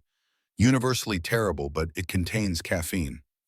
Mason accepts the cup with a grateful nod. "Thanks." Harper takes the chair on the opposite side of Lily's bed, her movements careful to avoid disturbing the sleeping child or the medical equipment surrounding her. For several minutes, they sit in companionable silence, the shared vigil requiring no conversation. "She looks peaceful," Harper observes finally, her voice barely above a whisper. "The medications help," Mason replies. "When she wakes, the discomfort will return, though hopefully less severe than before." Harper nods, her gaze fixed on Lily's face. "She has extraordinary courage for someone so young." "She does," Mason agrees, pride momentarily displacing worry. "She's never known any different, which makes it harder in some ways and easier in others. This has been her normal since birth." "Children adapt to their circumstances with remarkable resilience," Harper says. "Michael used to call his hospital stays hotel vacations. He'd rate the food and the television channels like a tiny critic." Mason smiles at the image. "Lily does something similar. She has a collection of hospital bracelets from different facilities. She compares them like a connoisseur, which are most comfortable, which have the brightest colors." Harper's answering smile holds both amusement and pain. Finding joy in unlikely places, a valuable skill at any age. "Rebecca taught her that," Mason says softly. Even in her final days, Rebecca found reasons to smile, moments to treasure. "I've tried to continue that lesson." "You've succeeded," Harper assures him. "Anyone who spends 5 minutes with Lily can see her joy in the world despite everything." They lapse into silence again, the quiet understanding between them deepening. Outside the hospital window, afternoon has given way to evening, the sky darkening to indigo. City lights twinkle like earthbound stars, life continuing its rhythms beyond the hospital walls. Lily stirs slightly, her eyelids fluttering. Mason leans forward, instantly alert. "Lily Pad, can you hear me?" Her eyes open slowly, confusion giving way to recognition. "Daddy." Her voice is hoarse, barely audible. "I'm here, sweetheart. You're in the hospital, but you're doing better now." Mason keeps his tone deliberately light, hiding his concern behind practiced reassurance. Lily's gaze shifts, finding Harper on her other side. "Miss Harper came too." "Of course I did," Harper replies, her usual crisp delivery softened to a gentle murmur. "Someone needed to make sure the doctors took extra good care of you." A ghost of a smile touches Lily's pale lips. "Did you use your boss voice on them?" Harper laughed softly. "Only a little. They seemed quite competent without my supervision." Lily's attention span is brief, her eyelids already growing heavy again. "Tired," she murmurs. "Heart still feels funny." "That's the medicine, Lily Pad," Mason explains. "It's helping your heart find its rhythm again. Just rest now. I'll be right here when you wake up." "Promise?" The word is slurred with approaching sleep. "Promise," Mason confirms, squeezing her hand gently. Lily's eyes close, her breathing evening out as she slips back into sleep. Mason maintains his hold on her hand, the physical connection a reassurance to them both. "She's stronger than she looks," Harper observes quietly. "She has to be," Mason replies. "Her whole life has been an exercise in overcoming limitations." Harper nods, her expression thoughtful. "The pacemaker Dr. Chen mentioned. Would your insurance cover it?" Mason tenses slightly. Here it is, the uncomfortable discussion of finances that inevitably accompanies medical crises in America. "Partially.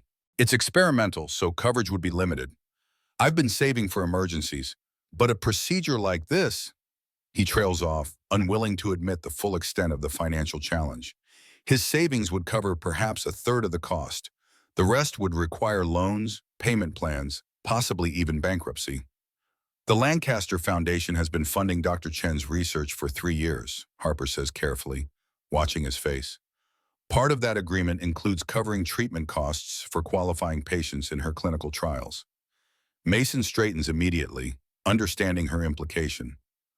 "Harper, this isn't charity," she interrupts, anticipating his objection again.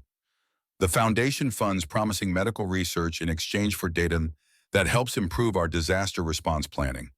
Dr. Chen's pacemaker technology has applications for emergency medicine in disaster zones. Supporting her research by funding a procedure for Lily would be entirely within the foundation's mission. Mason wants to refuse. Pride and independence have been his companions since Rebecca's death, guiding principles in a world that has taken so much from him. Accepting financial help, even indirectly, feels like surrendering something essential about himself. But as he looks at Lily's sleeping face, Mason recognizes the selfishness in that pride. His daughter's health matters more than his ego. If Harper's foundation could help secure the treatment Lily needs, refusing would be putting his feelings above his daughter's well-being. "I'd need to understand exactly what's involved," he says finally. "The foundation's requirements, the obligations it would create." Relief flickers across Harper's face. "Of course, I'll have the foundation director contact you with full details. But I can assure you the only requirement would be allowing anonymized medical data to be included in research statistics. No public appearances, no promotional materials." Mason nods, still uncomfortable but resolute. "Thank you, I'll consider it seriously. That's all I ask." Harper glances at her watch. "It's getting late. You should try to rest. There's a reclining chair in the corner that converts to a passable bed. Hospital accommodations leave much to be desired, but it's better than nothing." "You don't need to stay," Mason says, though without much conviction. Harper's presence has become a strange comfort in the sterile hospital environment. "I'll go home to change and handle some essential business," Harper replies. "But I'll return in the morning. You shouldn't have to manage this alone." The simple statement carries a weight that settles in Mason's chest, warm and unexpected. He has been managing it alone for so long that the idea of sharing the burden, even temporarily, feels almost foreign. "Thank you," he says again, the words inadequate for the gratitude he feels. Harper stands, smoothing her rumpled suit with an unconscious gesture. Despite the day's chaos, she still projects an aura of composed competence, though Mason has begun to recognize the subtle signs of strain beneath the surface, the tightness around her eyes, the slight tension in her shoulders. "Try to rest," she instructs. "Lily will need you at full strength when she wakes." Mason nods, knowing she's right, but doubting his ability to sleep, while Lily lies connected to monitors and medication drips. As Harper moves toward the door, he speaks again. "Harper, this means more than I can fathom." She pauses, turning back to meet his gaze. For a moment, her professional mask slips entirely, revealing unexpected vulnerability beneath. "You would do the same," she says simply. "In fact, you already have." Before Mason can ask what she means, Harper is gone, the soft click of the closing door the only evidence of her departure. Mason settles deeper into the chair beside Lily's bed, his body aching with fatigue, but his mind still racing. What had Harper meant by her parting words? When had he helped her in any meaningful way? Their relationship had been one-sided from the beginning, Harper offering opportunities, resources, support, while Mason contributed only his technical knowledge to her project. Unless the help she valued wasn't material at all. Perhaps by allowing her into their lives, by sharing Lily's bright spirit and his own straightforward approach to problems, he had given Harper something she lacked in her carefully controlled world: genuine human connection without agenda or calculation. The thought is both humbling and empowering. For years, Mason has defined himself by what he could provide materially for Lily: shelter, food, medical care. The idea that his worth might also lie in less tangible qualities is a perspective shift he isn't prepared to fully process in his exhausted state. Morning arrives with the institutional rhythm of hospital life: nurses changing shifts, breakfast carts rattling down hallways, the mechanical hum of equipment providing a constant background to human activity. Mason wakes with a stiff neck and the momentary disorientation of unfamiliar surroundings. Lily is still sleeping, her vital signs stable on the monitors. Mason stretches carefully, easing the kinks from muscles protesting a night spent in an uncomfortable chair.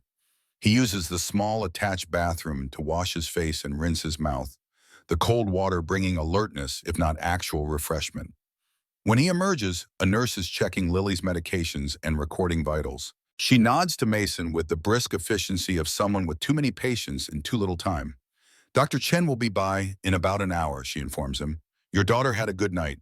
Vitals are improving steadily. Thank you, Mason replies, relief washing through him. He moves to the window, looking out at the morning cityscape. The hospital is on a hill, providing a panoramic view of urban sprawl, giving way to suburbs, then to the more rural areas where Harper's estate is located. Somewhere out there, his temporary home waits, though it feels distant and unreal compared to the immediate reality of the hospital room. A soft knock at the door precedes Harper's arrival. She enters quietly, transformed from the previous day's business attire into casual elegance. Dark jeans, a simple blouse, hair pulled back in a practical ponytail. She carries 2 paper bags and a tray with coffee cups. Breakfast, she explains, setting her burdens on the small side table. I took the liberty of assuming you haven't eaten. Hospital food leaves much to be desired, especially for those in the waiting rooms. The gesture is so unexpectedly thoughtful that Mason finds himself momentarily speechless. Thank you, he manages finally. I didn't realize how hungry I was until just now. Harper distributes the food, freshly baked bagels, cream cheese, fruit, with the same efficient precision she brings to business operations. She hands Mason a coffee cup marked with his preference. Black, no sugar. Another small detail that reveals her capacity for observation. How was your night? She asks, settling into the chair opposite Lily's bed. Better than expected, Mason replies, gratitude for the food making him almost lightheaded. Lily slept through. The nurse says her vitals are improving. Harper nods, visible relief softening her features. Excellent news. Dr. Chen is optimistic about her approach for Lily's case. I spoke with her briefly this morning. Mason pauses mid-bite. You've already been here today? I arrived early to handle some foundation business, Harper explains, her tone making it clear this is routine rather than exceptional. The director will be contacting you later today about the funding arrangements for Lily's procedure. The reminder of his financial predicament dampens Mason's appetite, but he forces himself to continue eating. His body needs fuel regardless of his discomfort with accepting help. I appreciate that, he says carefully, but I want to be clear. This can affect our professional relationship. The consulting work needs to remain separate from any assistance with Lily's medical care. Harper's eyebrow raises slightly. Of course, the foundation operates independently from Lancaster Logistics' main business operations. There's no conflict. Mason nods, not entirely convinced, but unwilling to refuse help that Lily desperately needs. The conversation shifts to lighter topics: hospital observations, stories from Mason's previous experiences with medical facilities, Harper's surprisingly extensive knowledge of pediatric cardiac research. They're midway through breakfast when Lily stirs, her eyes opening with greater alertness than the previous evening. She blinks, taking in her surroundings with the resigned familiarity of a child who has spent too much time in hospital rooms. Morning, Daddy, she murmurs, her voice stronger though still raspy.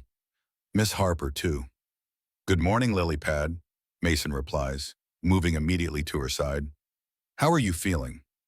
Lily considers the question with serious contemplation. My heart's not racing anymore. Still tired, though, and hungry. Hungry is a good sign, Harper observes, smiling at the child. Would you like some fruit? The nurse might want to check before you have anything more substantial. Lily nods, eyeing the food with interest. Mason helps her sit up slightly, adjusting pillows to support her frame. Harper prepares a small plate of sliced strawberries and apple, placing it within easy reach. Thank you for fixing my heart again, Lily says to Harper as she reaches for a strawberry. Harper looks startled. I didn't fix anything, Lily. The doctors did that. But you brought us here, Lily points out with the irrefutable logic of childhood. And Daddy says you got the special doctor who knows about hearts like mine. Mason watches the exchange with interest, noting the fleeting vulnerability that crosses Harper's face before she composes herself. I just made a phone call, Harper says modestly.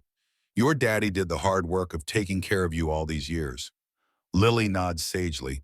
Daddy's good at fixing things. She pauses, then adds with childish directness, so are you. You fixed his sad eyes. Mason feels heat rise in his face. Lily, it's true, his daughter insists. You smile more since we came to Miss Harper's house. Real smiles, not the pretend ones. The observation, delivered with a child's unfiltered honesty, creates a moment of awkward silence. Harper seems as discomforted as Mason, her usual composure briefly abandoned. Well, she says finally, I think we've all helped each other in different ways. Lily accepts this diplomatic response, turning her attention to the fruit with the single-minded focus of a hungry child. Mason catches Harper's eye over Lily's head, an unspoken acknowledgement passing between them. Lily's perception is uncomfortably accurate, though neither adult is prepared to examine its implications fully.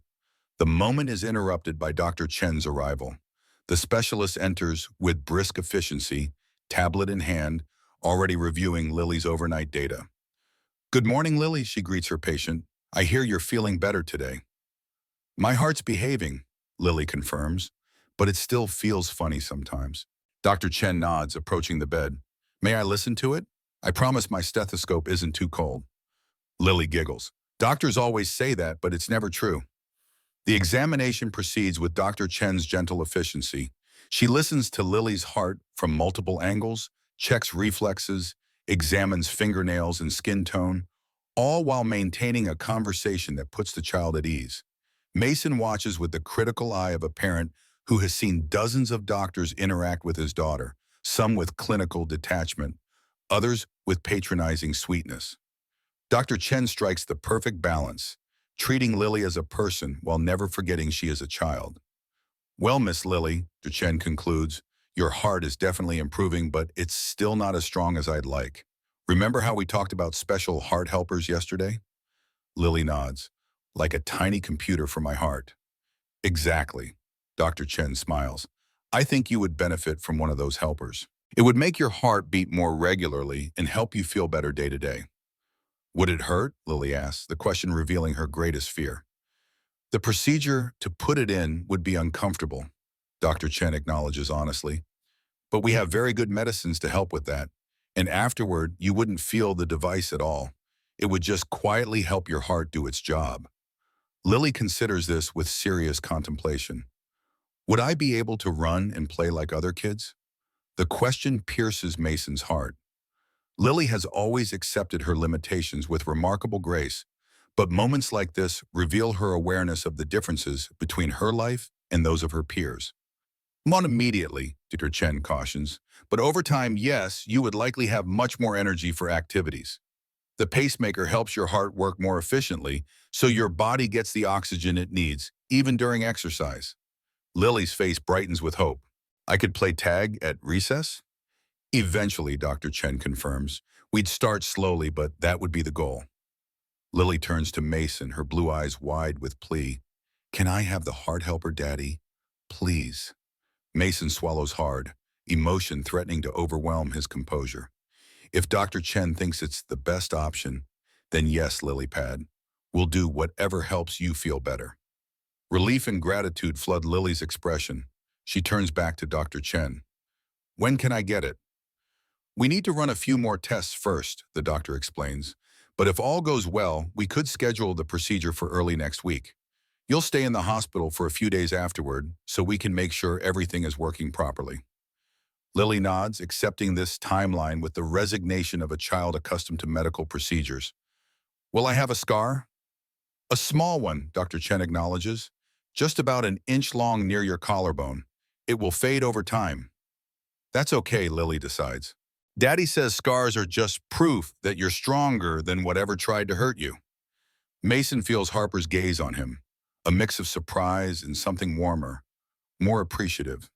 He keeps his focus on Lily, not trusting himself to meet Harper's eyes in that moment of emotional vulnerability.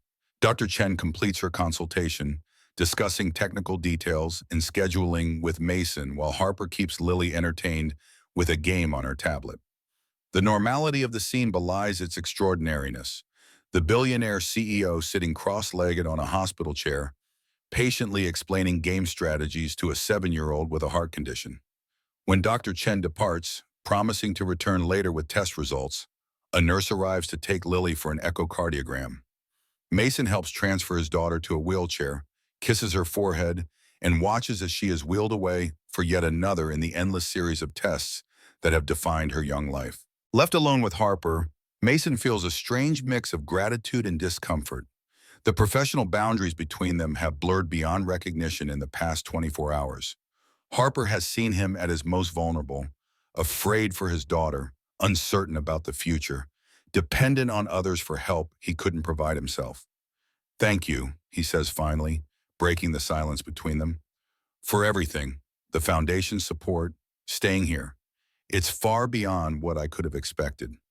Harper shakes her head slightly. "Don't thank me yet. The foundation paperwork still needs to be processed, and hospital bureaucracy moves at its own pace. There will be challenges ahead." "Nevertheless," Mason insists, "you've done more than anyone else has since Rebecca died. Most people offer sympathy and then disappear when the reality of chronic illness becomes apparent." Harper's expression softens. People fear what they don't understand. Serious illness reminds them of their own mortality, their own vulnerability. It's easier to turn away than to witness suffering you can't fix. "Is that what you're doing? Trying to fix our suffering?" The question isn't accusatory, but genuinely curious. Harper considers it with the seriousness it deserves. "Perhaps partly," she admits. "Michael's death left me with a sense of helplessness I've never fully escaped. Watching my parents disintegrate afterward only compounded it.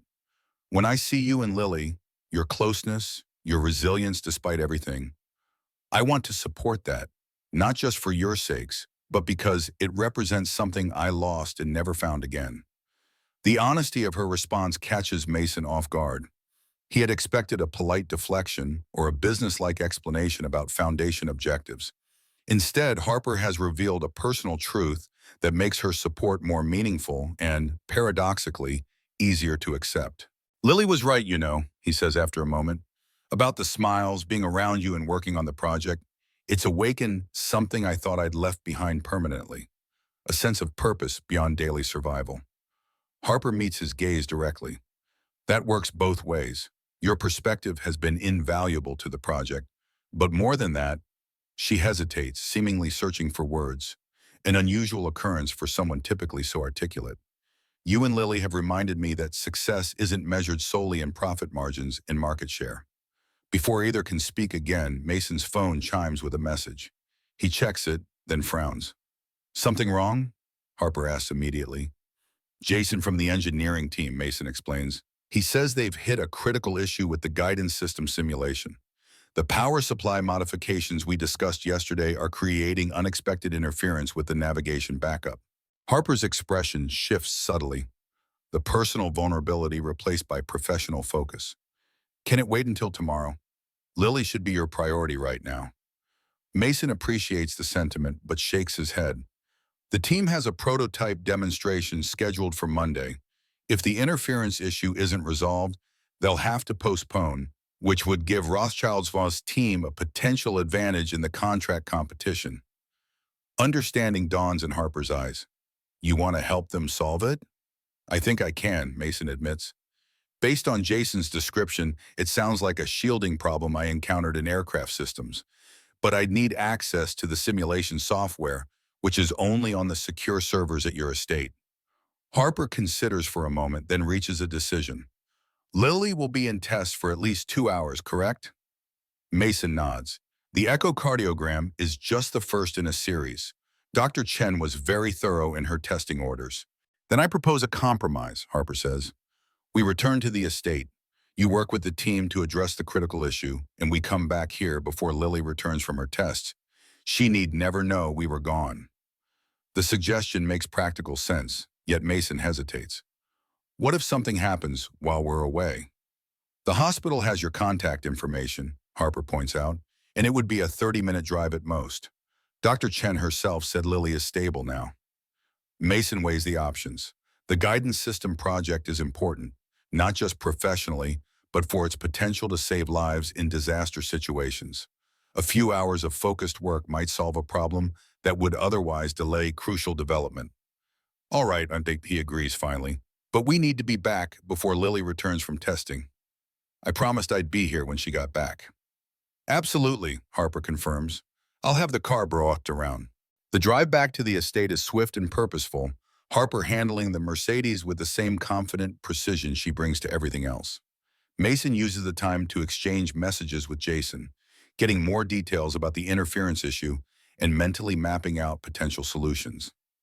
At the estate, they go directly to the engineering lab, where the team has gathered around simulation monitors displaying error messages that mean little to the untrained eye, but speak volumes to Mason's experienced perspective. The power fluctuations from the wind turbine integration are creating electromagnetic interference with the backup navigation system, Jason explains, pointing to data streams on the screen. We've tried conventional shielding, but it's not sufficient in the simulated hurricane conditions. Mason studies the data, his mind already working through potential solutions. The problem isn't the shielding itself, he says finally. It's the grounding. In aircraft systems, we encountered similar issues with lightning strikes, creating electromagnetic pulses. The solution was to create multiple redundant grounding paths that could handle massive power surges without overloading. He moves to a whiteboard, sketching a modified system architecture with practiced efficiency. The team gathers around, watching as complex concepts take visual form under Mason's hand. We'd need to reconfigure the physical layout, Howard notes, studying the diagram. The current prototype doesn't have space for these additional pathways. That's because you're thinking three-dimensionally, Mason replies, adding to his sketch. We can create a mesh grounding system that follows the existing structural framework, adding minimal weight and bulk while providing comprehensive protection. The solution is elegant in its simplicity, not requiring new components so much as a reconceptualization of how existing elements relate to one another. As Mason explains the approach, he feels the familiar satisfaction of solving a complex problem, of seeing connections that others have missed. Harper watches from the doorway, not interrupting but observing with quiet appreciation. This is Mason in his element, not just repairing what others have built, but reimagining possibilities within existing constraints. His hands move with confidence, his explanations clear and accessible despite the technical complexity. The team quickly grasps the concept, Jason already modifying the simulation parameters to test Mason's approach. Within an hour, they have a working model that shows promising results under even the most extreme simulated conditions. This could work, Jason admits, a note of genuine respect in his voice. It's elegant and implementable within our time frame, and it addresses the power scavenging approach that Rothschild's team is likely using, Mason adds, referencing their previous discussion about the competitor's questionable power strategy. Our system will be more reliable and safer in actual disaster conditions. As the team begins implementing the changes to the physical prototype, Harper approaches Mason. That was impressive, she says quietly. You've potentially saved weeks of development time. Mason shrugs, uncomfortable with the praise. It's just pattern recognition. I've seen similar problems before in different contexts. That's precisely what makes your perspective valuable, Harper insists. The team is brilliant but limited by their specific experience. You bring a broader view. Before Mason can respond, his phone buzzes with a message. He checks it, relief washing over his face. Dr. Chen says Lily's tests are going well, but they'll take longer than expected. We have another hour before we need to head back. Harper nods. Perfect. That gives us time to address something else. She hesitates, then continues. I received some concerning information this morning about the potential information leak to Rothschild. Mason tenses immediately. What kind of information? Our IT security team detected unusual access patterns in our project database, Harper explains, keeping her voice low despite the background noise of the engineering team's activities. Someone has been reviewing the guidance system specifications during odd hours from remote locations. Do you know who? Harper's expression tightens. Would definitively, but the access credentials belong to Howard. Mason glances across the room at the older engineer, who is currently working with Jason on the prototype modifications. Are you sure? He seems genuinely invested in the project's success. The credentials are his, Harper replies. Whether he's knowingly involved or his access has been compromised, we need to determine quickly. What's your plan? Harper's eyes hold a calculating look that reminds Mason of their first meeting. the shrewd businesswoman assessing situations and people with clinical detachment. I'm going to provide some misleading information through secure channels, she explains. If Rothschild's team suddenly incorporates that exact approach into their design, we'll have confirmation of the leak and can address the situation accordingly. Harper's tone makes it clear that addressing would be thorough and likely unpleasant for those involved. Mason considers this strategy, his engineer's mind automatically searching for failure points. What if they recognize the misinformation for what it is? Or worse, what if it's incorporated into our actual design by mistake? Harper smiles slightly, appreciating his thoroughness. The misinformation will relate to an auxiliary system that won't affect core functionality, and it will be plausible enough that detecting it as deliberate would require deep technical expertise, which Daniel lacks. It's a calculated risk, but one with limited downside. Mason nods his agreement. Just make sure the team knows which information is accurate and which is bait. Of course, I don't compromise my own projects, even temporarily. Harper checks her watch. We should head back to the hospital soon. Dr. Chen mentioned she wanted to discuss the pacemaker procedure in more detail this afternoon. The reminder of Lily's condition sobers Mason immediately, the brief excitement of solving engineering problems giving way to the more pressing reality of his daughter's health. He nods, already gathering his things. The team can implement the grounding solution without me now. The concept is straightforward enough. They bid farewell to the engineering team, who are now fully engaged in modifying the prototype with renewed energy and direction. As they walk to the car, Mason finds himself thinking about the contrast between the two worlds he is currently straddling. The abstract technical challenges of the guidance system and the deeply personal struggle of Lily's heart condition. You move between these contexts very naturally, Harper observes, seeming to read his thoughts. The engineering problem-solving and the personal caregiving. Most people excel at one or the other, rarely both. Mason considers this as they settle into the Mercedes. I don't see them as separate, he says finally. They're just different scales of the same basic human drive. To protect what matters, to make things work better than they did before. Harper starts the car, her expression thoughtful. That's a remarkably integrated perspective. Most people compartmentalize their professional and personal lives. That luxury disappeared when Rebecca died, Mason replies. Everything became personal then. Even work was just a means to care for Lily. They drive in companionable silence for several minutes, the countryside giving way to suburbs, then to the denser urban landscape surrounding the hospital. Mason finds himself thinking about the parallels between Harper's emergency response system and his own journey with Lily, both centered around delivering critical support when standard systems fail. Your project, he says, suddenly, the emergency response system. It's not just about honoring Michael's memory, is it? It's about creating the help you wish had been available for him. Harper's hands tighten slightly on the steering wheel, the only indication that his observation has struck a nerve. What makes you say that? Because it's what I would do, Mason replies simply. If I had your resources, I'd build systems to prevent other fathers from experiencing what I've gone through with Lily. Harper is silent for so long that Mason thinks she might not respond at all. When she finally speaks, her voice is quieter than he has ever heard it. The doctors said there was nothing they could do for Michael. The treatments existed, but they couldn't get them to him in time. Supply chain limitations, they called it, as if my brother's life was just another logistics problem. Her voice hardened slightly. I decided then that if logistics was the obstacle, I would master logistics. No other family should face that particular helplessness. The confession reveals more about Harper Lancaster than all their previous conversations combined. Her drive, her focus on efficiency, her determination to control every variable, all stemming from that foundational moment of powerlessness. You're building more than an emergency response system, Mason observes. You're building redemption. Harper's gaze remains fixed on the road ahead, but a muscle twitches in her jaw. Perhaps, though redemption implies culpability, and logically, I know Michael's death wasn't my fault. Logic has little to do with how we process loss, Mason says gently.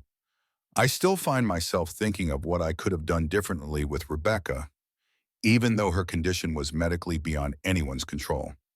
Harper nods, a barely perceptible movement. The human mind prefers agency to randomness. Better to believe we failed than to accept we were powerless.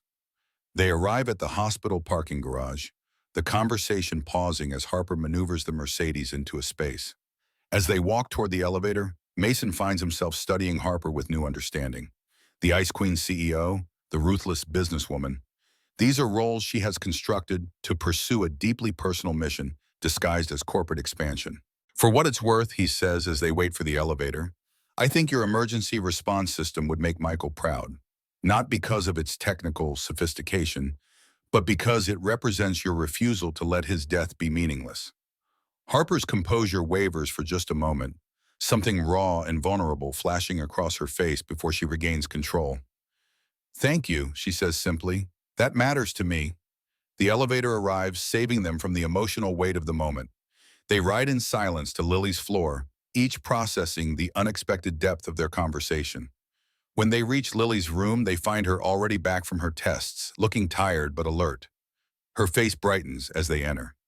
Daddy, Miss Harper, did you know they can take pictures of my heart while it's beating? I got to watch on the screen. Mason moves immediately to her side, kissing her forehead. That's amazing, Lily Pad. Was it as strong and beautiful as I always told you? Lily nods earnestly. Dr. Chen said it's a very special heart. It works extra hard. Just like its owner, Harper comments, taking the chair on the opposite side of the bed, always putting in extra effort. The afternoon passes in the strangely suspended time of hospital stays, periods of inactivity punctuated by visits from medical staff, meals delivered on trays, medications administered on precise schedules. Harper remains with them, handling occasional business calls from the hallway, but otherwise fully present in a way that surprises Mason.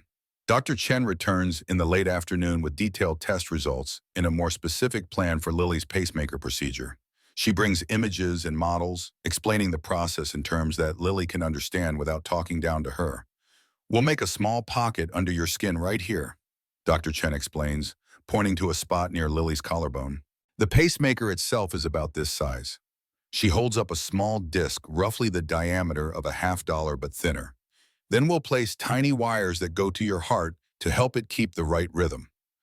Lily studies the model with serious attention. Will I be able to feel it under my skin? At first, you'll be aware of it, Chen acknowledges, but most patients soon forget it's there. And this model, especially designed for growing children, can be adjusted without requiring additional surgeries as you get bigger. The technical details that follow are primarily for Mason's benefit: success rates, potential complications, recovery timelines.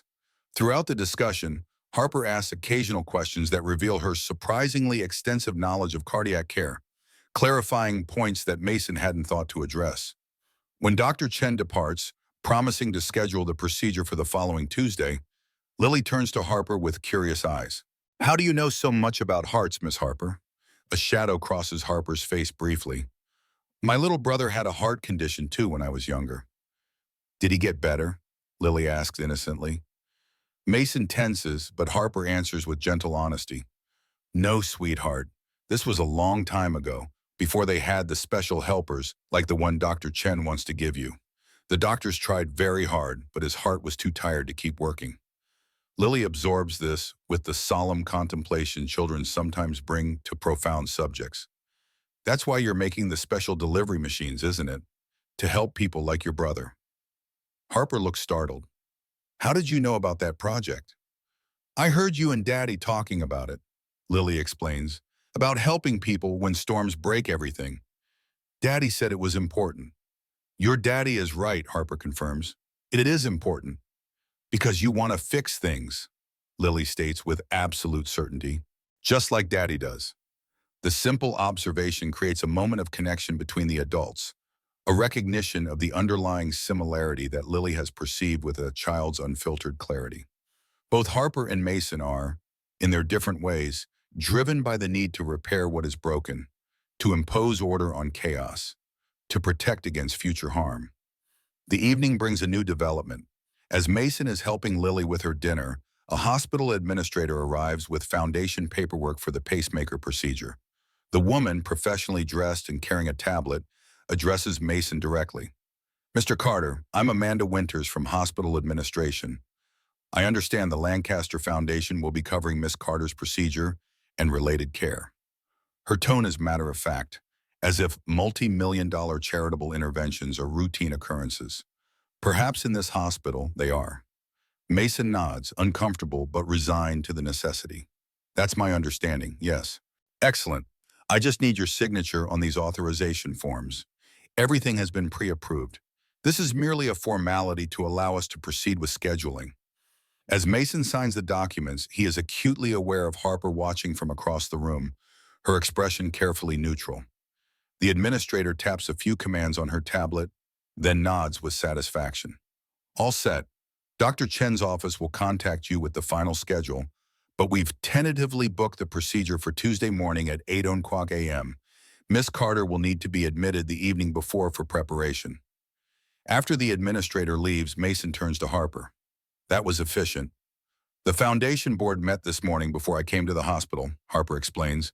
They voted unanimously to fund Dr. Chen's pediatric pacemaker research program with Lily as the initial case study.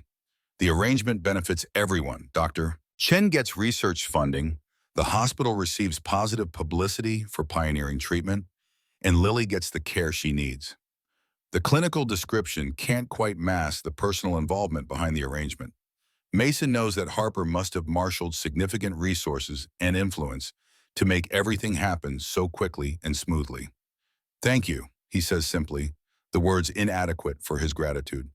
Harper shrugs, slightly uncomfortable with acknowledgement. It's what the foundation was established to do. Michael would have wanted his trust fund used this way. Before Mason can respond, his phone rings. Jason from the engineering team again. He excuses himself to take the call in the hallway, leaving Harper to help Lily finish her dinner. We've implemented your grounding mesh solution, Jason reports, excitement evident in his voice. Initial testing shows complete elimination of the interference issues, even under maximum stress simulation. That's great news, Mason replies, genuinely pleased. How's the prototype coming? We'll have it ready for the demonstration on Monday, Jason confirms. Howard thinks we should add your name to the patent application for the guidance system. Your contribution was substantive. The offer catches Mason by surprise. That's not necessary. I was just helping solve a problem. It's not about necessity, Jason counters. It's about proper attribution. You transformed our approach. Harper agrees. She's already instructed legal to add you to the filing. Mason isn't sure how to feel about this development. On one hand, professional recognition for his work is gratifying after years of anonymity as a mechanic. On the other hand, patents mean public documentation, potential visibility that might complicate the quiet life he has built for Lily. Let me think about it, he says finally. Right now, my focus is on Lily's procedure next week. Of course, Jason agrees, family first. Just know the option is there. When Mason returns to the room, he finds Harper and Lily engaged in an impromptu drawing session, using the back of a hospital menu and a set of colored pencils that Harper has somehow procured. Lily is sketching what appears to be a fantastical flying machine, while Harper adds technical details that give the childish drawing unexpected sophistication. It's a heart delivery plane, Lily explains as Mason approaches, for taking heart helpers to kids who need them.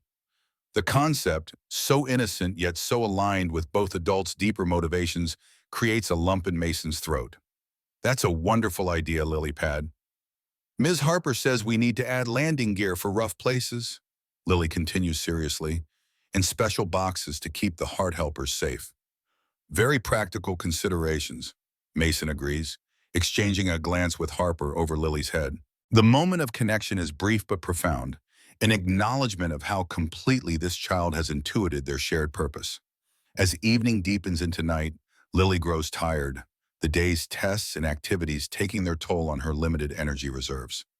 Mason helps her prepare for sleep, the familiar bedtime routine adapted to the hospital environment, teeth brushing in the small bathroom, medication scheduled precisely, favorite stuffed rabbit positioned just so beside her pillow. Will you stay tonight, Daddy? Lily asks, her voice already heavy with approaching sleep. Of course, Mason assures her. I'll be right here in that chair when you wake up. What about Miss Harper? Lily's eyes shift to where Harper stands near the door, clearly preparing to depart. Harper hesitates, caught off guard by the direct question. I should go home tonight, Lily. Your daddy will take good care of you. But who will take care of daddy? Lily persists, logic impeccable in its childish directness. He gets sad when he's alone in hospitals. Mason feels heat rise in his face. Lily, Miss Harper has important work to do. She can't spend all her time here with us. Actually, Harper interjects, surprising both of them, I could stay for a while longer, at least until you fall asleep, Lily. The simple offer seems to satisfy Lily, who nods and snuggles deeper into her blankets. Tell me a story about the heart delivery planes. Harper looks momentarily panicked at this request, but recovers quickly. Once upon a time, she begins, her voice softening in a way Mason has never heard before, there was a very special airplane that could fly through the worst storms without ever getting lost. The improvised story unfolds with surprising imagination, a tale of brave pilots and engineers who work together to bring medical supplies to children in remote locations. Mason listens with quiet amazement as Harper Lancaster, the formidable CEO known for ruthless efficiency, weaves a narrative that combines technical accuracy with genuine heart, creating a world where problems have solutions and help always arrives in time. Lily's eyes grow heavier as the story progresses, finally closing completely as Harper describes the plane's triumphant return home after completing its mission. For several moments after she finishes, Harper remains beside the bed, watching Lily's peaceful sleep and with an expression Mason can't quite decipher, something between longing and resolution. That was quite a story, Mason says quietly, as they move away from the bed to avoid disturbing Lily. I didn't know you had such imagination. Harper smiles slightly. I used to make up stories for Michael during hospital stays. It was the one thing I could do that the doctors and machines couldn't. The admission reveals yet another layer to this complex woman, the loving sister beneath the businesswoman, the storyteller beneath the strategist. Mason finds himself increasingly fascinated by these glimpses of Harper's true self, the person she might have become if grief and betrayal hadn't driven her to build such formidable walls. You should go home and get some real rest, Mason suggests. Tomorrow's Sunday. Surely even Lancaster Logistics takes occasional weekends. Harper's smile turns wry. Global shipping never sleeps. But yes, I should probably review some reports before Monday's demonstration. She gathers her things, movements efficient as always. You'll call if anything changes with Lily? Of course, Mason promises, though Dr. Chen seems confident she's stable now. Harper nods but doesn't leave immediately. She pauses, seemingly reluctant to break this moment of connection. I've been thinking about what you said earlier about my project being a form of redemption. I didn't mean to oversimplify. No, Harper interrupts gently. You were right.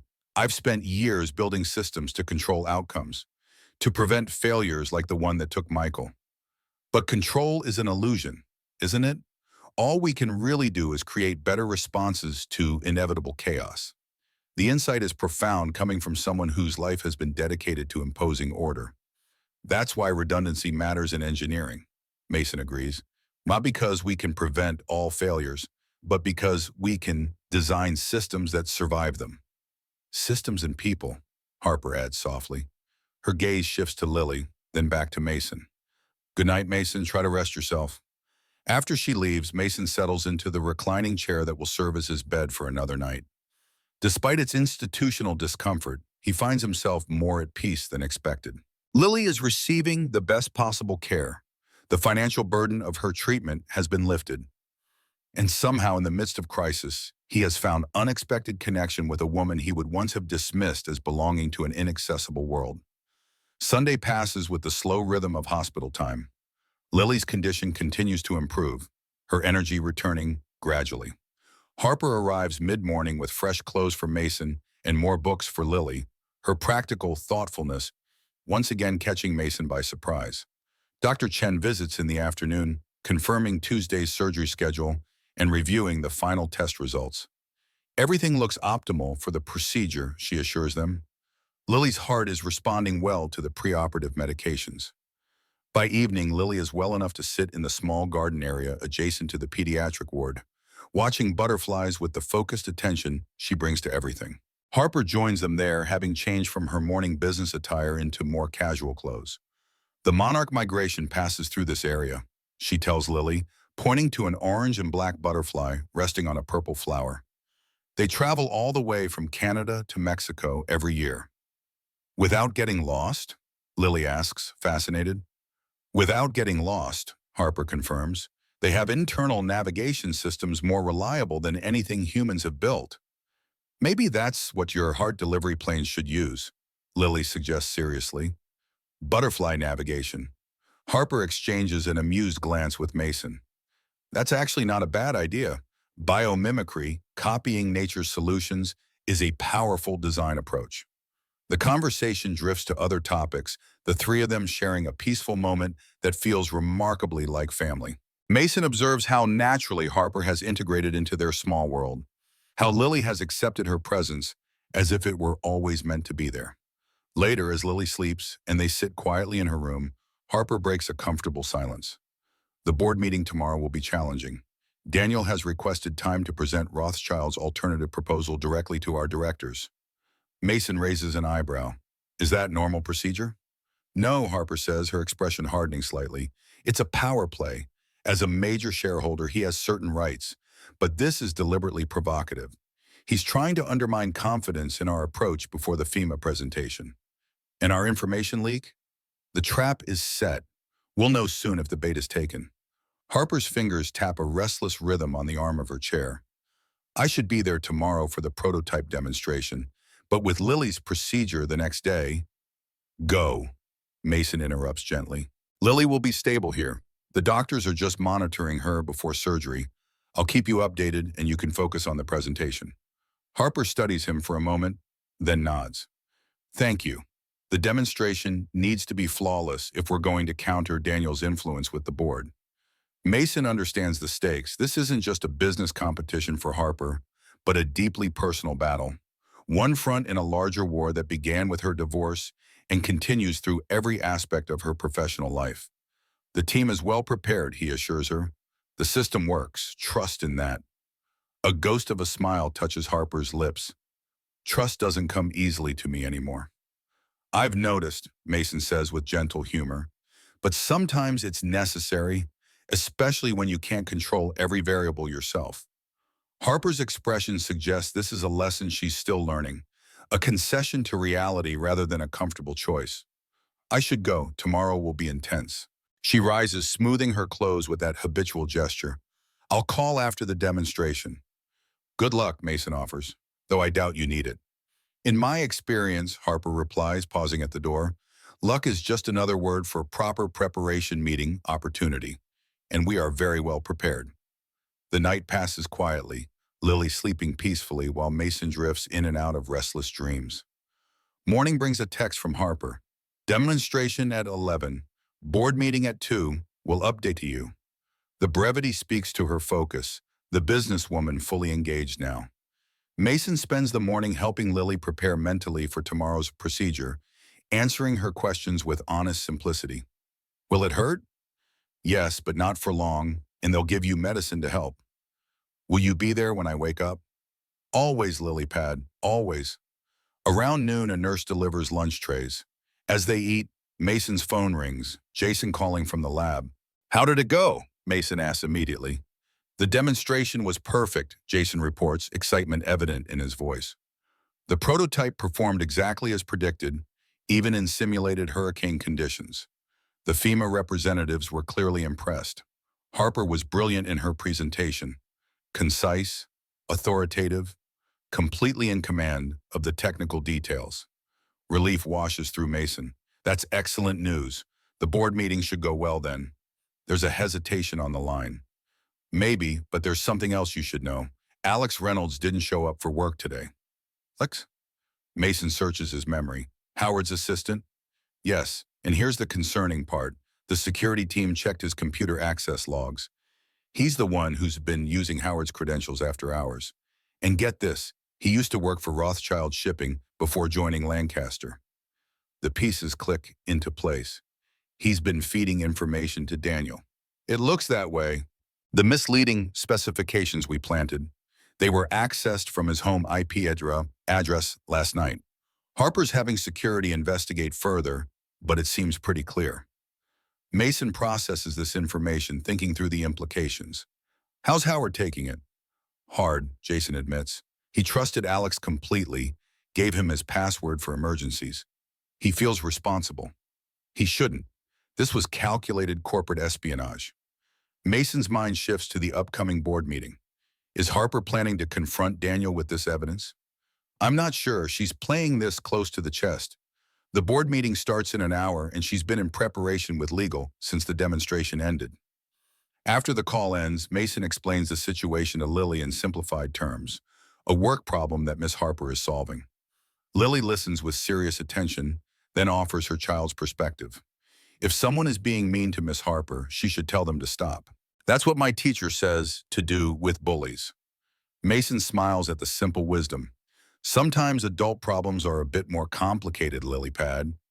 Only because adults make them complicated, Lily replies with disconcerting insight. The afternoon stretches on without word from Harper.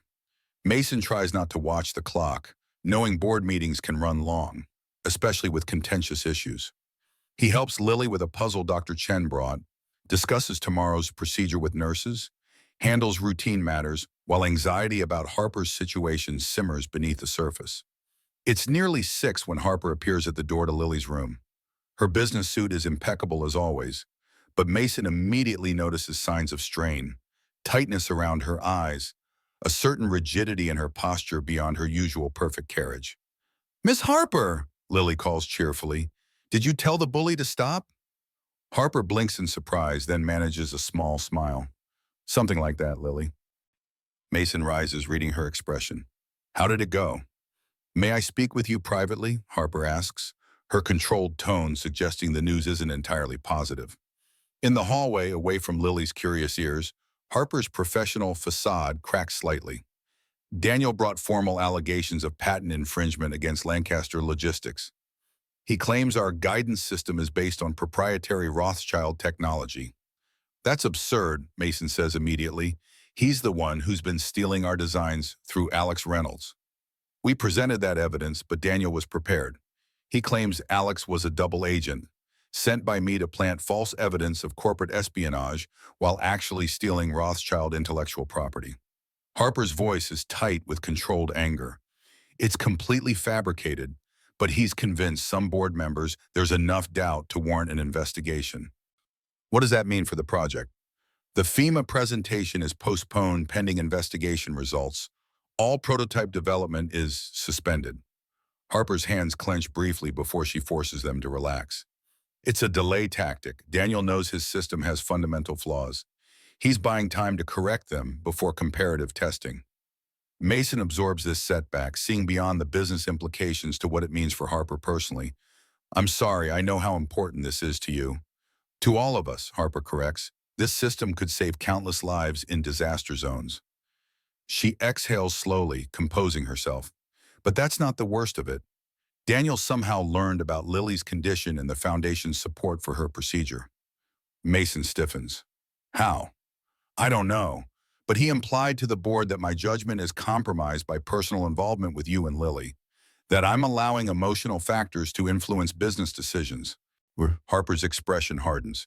"He's trying to position me as unstable, unfit to lead. It's the same tactic he used during our divorce."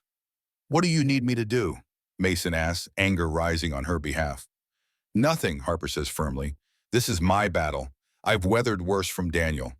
The Foundation's support for Lily is secure. He can't touch that. And I've initiated an independent investigation that will clear Lancaster of any patent infringement. But the delay is frustrating but not fatal to the project." Harper straightens, determination replacing momentary vulnerability. "Daniel underestimates me. He always has."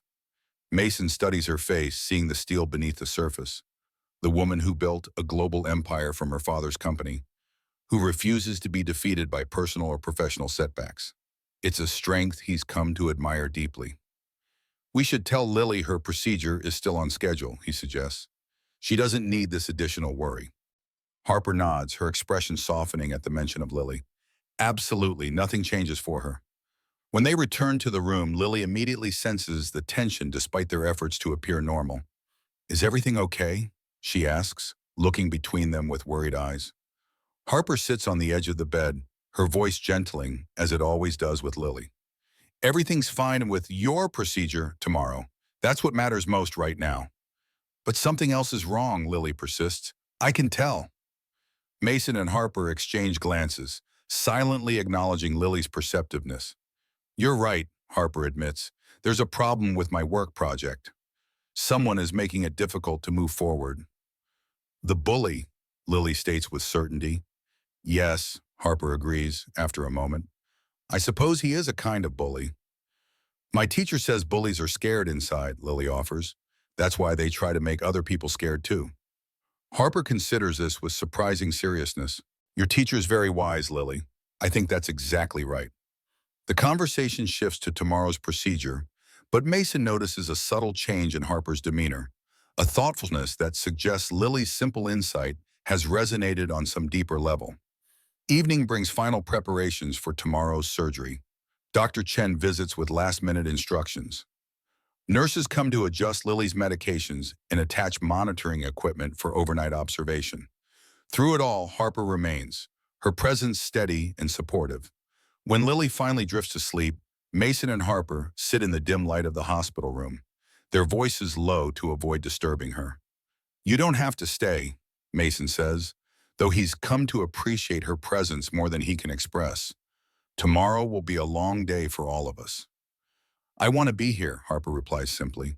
Then after a pause, Lily's observation about Daniel being afraid, it clarified something I've been struggling to understand for years. What's that? Why he works so hard to undermine me, even now, years after our divorce. Harper's gaze is distant, reflective. He's afraid of what I've become without him. Stronger, more successful, more focused than when we were together. His narrative was that I needed him, that I was too cold and driven to succeed on my own. My independence threatens that story. Some people can't accept others' growth if it challenges their perception of themselves, Mason observes. Yes, Harper refocuses on him. Speaking of growth, I've been wondering about your journey from aerospace engineering to auto mechanic. What finally made you walk away? The question is direct but not intrusive, asked with genuine interest rather than judgment. Mason finds himself wanting to answer honestly, to share the burden he's carried alone for so long. After the investigation cleared me of direct responsibility for the system failure, I stayed with the company, he begins. They moved me to a different project, but I couldn't focus. Every design decision became paralyzed by worst-case scenarios. I'd envision catastrophic failures in even the most redundant systems. Trauma response, Harper says quietly. Exactly. Then Rebecca got sick during her pregnancy with Lily. The doctors were optimistic at first, but complications developed. By the time Lily was born, Rebecca's heart was failing. She died 3 months later. Mason pauses, the memories still raw despite the passing years. In those final weeks, I had this moment of clarity. I'd spent my career designing systems to keep military aircraft in the air, and I couldn't keep the person I loved most alive. The contrast seemed unbearable. So you left. I resigned the day after her funeral. Sold our house, moved closer to my parents for help with Lily, took whatever work would pay the bills while allowing me flexible hours. Mason smiles faintly. Cars made sense, complex but comprehensible, challenging but controllable, problems that could actually be fixed. Unlike hearts, Harper says softly. Unlike hearts, Mason agrees. They sit in understanding silence. Two people who have navigated loss in different ways, yet arrived at similar destinations, using technical mastery to impose order on chaotic worlds, finding purpose in solving problems that matter. Whatever happens with the FEMA contract, Mason says eventually, your emergency response system works. It will save lives. That's what matters in the end. Harper meets his gaze directly. Thank you for everything, your technical expertise, yes, but more for your perspective, for reminding me why I started this project in the first place. The moment between them deepens, charged with unspoken feelings neither is quite ready to name. Mason finds himself studying Harper's face in the dim light, The elegant strength of her features, the intelligence in her eyes, the subtle vulnerability she's allowed him to witness. She's become important to him in ways he hadn't anticipated when he first fixed her car. The spell breaks when Lily stirs in her sleep, murmuring something unintelligible before settling again. Both adults turn to watch her, their shared concern creating yet another bond between them. "We should try to rest," Harper says finally. "Tomorrow is Lily's day." Morning arrives with the efficient bustle of preoperative preparation. Nurses come to check Lily's vitals and administer preliminary medications. Dr. Chen visits to review the procedure once more and answer any final questions. Lily faces it all with remarkable composure, though Mason notices her clutching Mr. Whiskers, her stuffed rabbit, more tightly than usual. Harper arrives early, dressed in casual clothes rather than her usual business attire. She brings a small gift for Lily, a delicate silver bracelet with a heart-shaped charm. "For after your procedure," she explains as Lily examines it with delight. "Something pretty to wear when you are feeling better." "It's beautiful," Lily breathes. "Thank you, Miss Harper." "You're very welcome, Lily." The orderlies arrive to transport Lily to the surgical suite. Mason walks alongside the gurney, holding Lily's hand and maintaining a calm expression despite the fear churning inside him.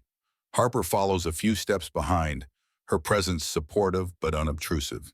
At the doors to the surgical area, they must stop. Mason bends to kiss Lily's forehead.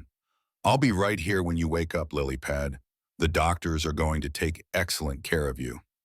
"Promise you won't leave?" Lily asks, sudden anxiety clouding her face. "I promise. I'll be waiting right here." Lily nods, then looks past him to Harper. "Will you take care of Daddy while I'm gone?" He pretends he's not scared, but he is. Harper steps forward, her composure perfect, but her eyes suspiciously bright. "I will, Lily. You have my word." Satisfied, Lily allows herself to be wheeled through the doors, one small hand still clutching Mr. Whiskers while the other waves goodbye until the doors close behind her. The waiting begins, that special agony familiar to anyone who has entrusted a loved one to surgical intervention. Mason paces the small waiting area, unable to settle despite Harper's gentle suggestion that he sit. His mind races with possibilities, statistics, risks, all the variables beyond his control. "She's going to be fine," Harper says with quiet certainty. "Dr. Chen is the best in her field, and Lily is stronger than children twice her size." Mason nods, clinging to these reassurances despite the fear gnawing at his stomach. "I know. Logically, I know, but logic has little to do with how we process fear for those we love," Harper finishes, echoing his own words from days earlier. "I understand. I'm here." The simple affirmation, "I'm here," carries more weight than elaborate reassurances could. Harper's presence, steady and undemanding, gives Mason something to anchor against as the minutes stretch into hours.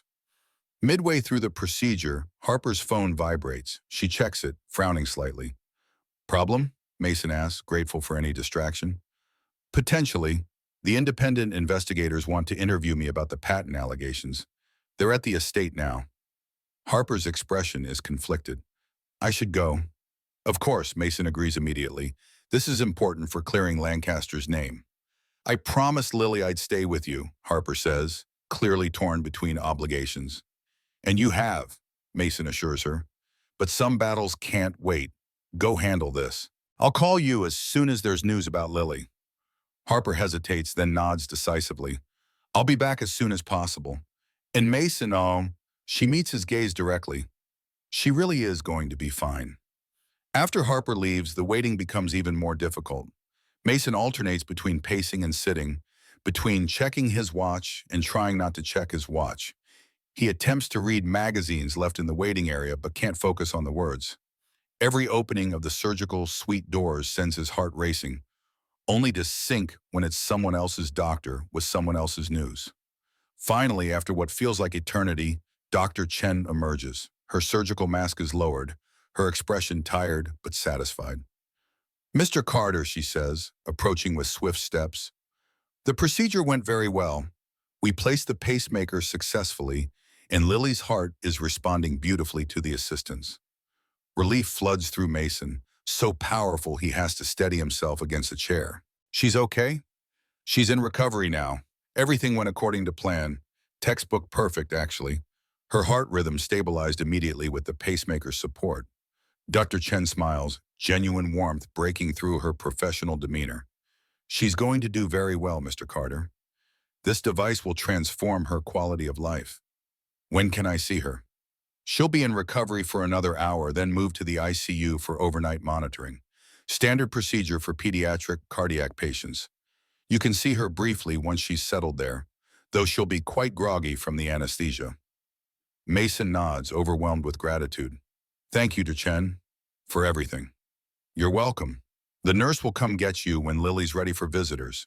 Dr. Chen hesitates, then adds, You should let Miss Lancaster know. She was quite concerned. I will, Mason promises, already reaching for his phone. Harper answers on the first ring. How is she? The surgery was successful. Dr. Chen says it went perfectly. Lily's in recovery now. Harper's relief is audible even through the phone.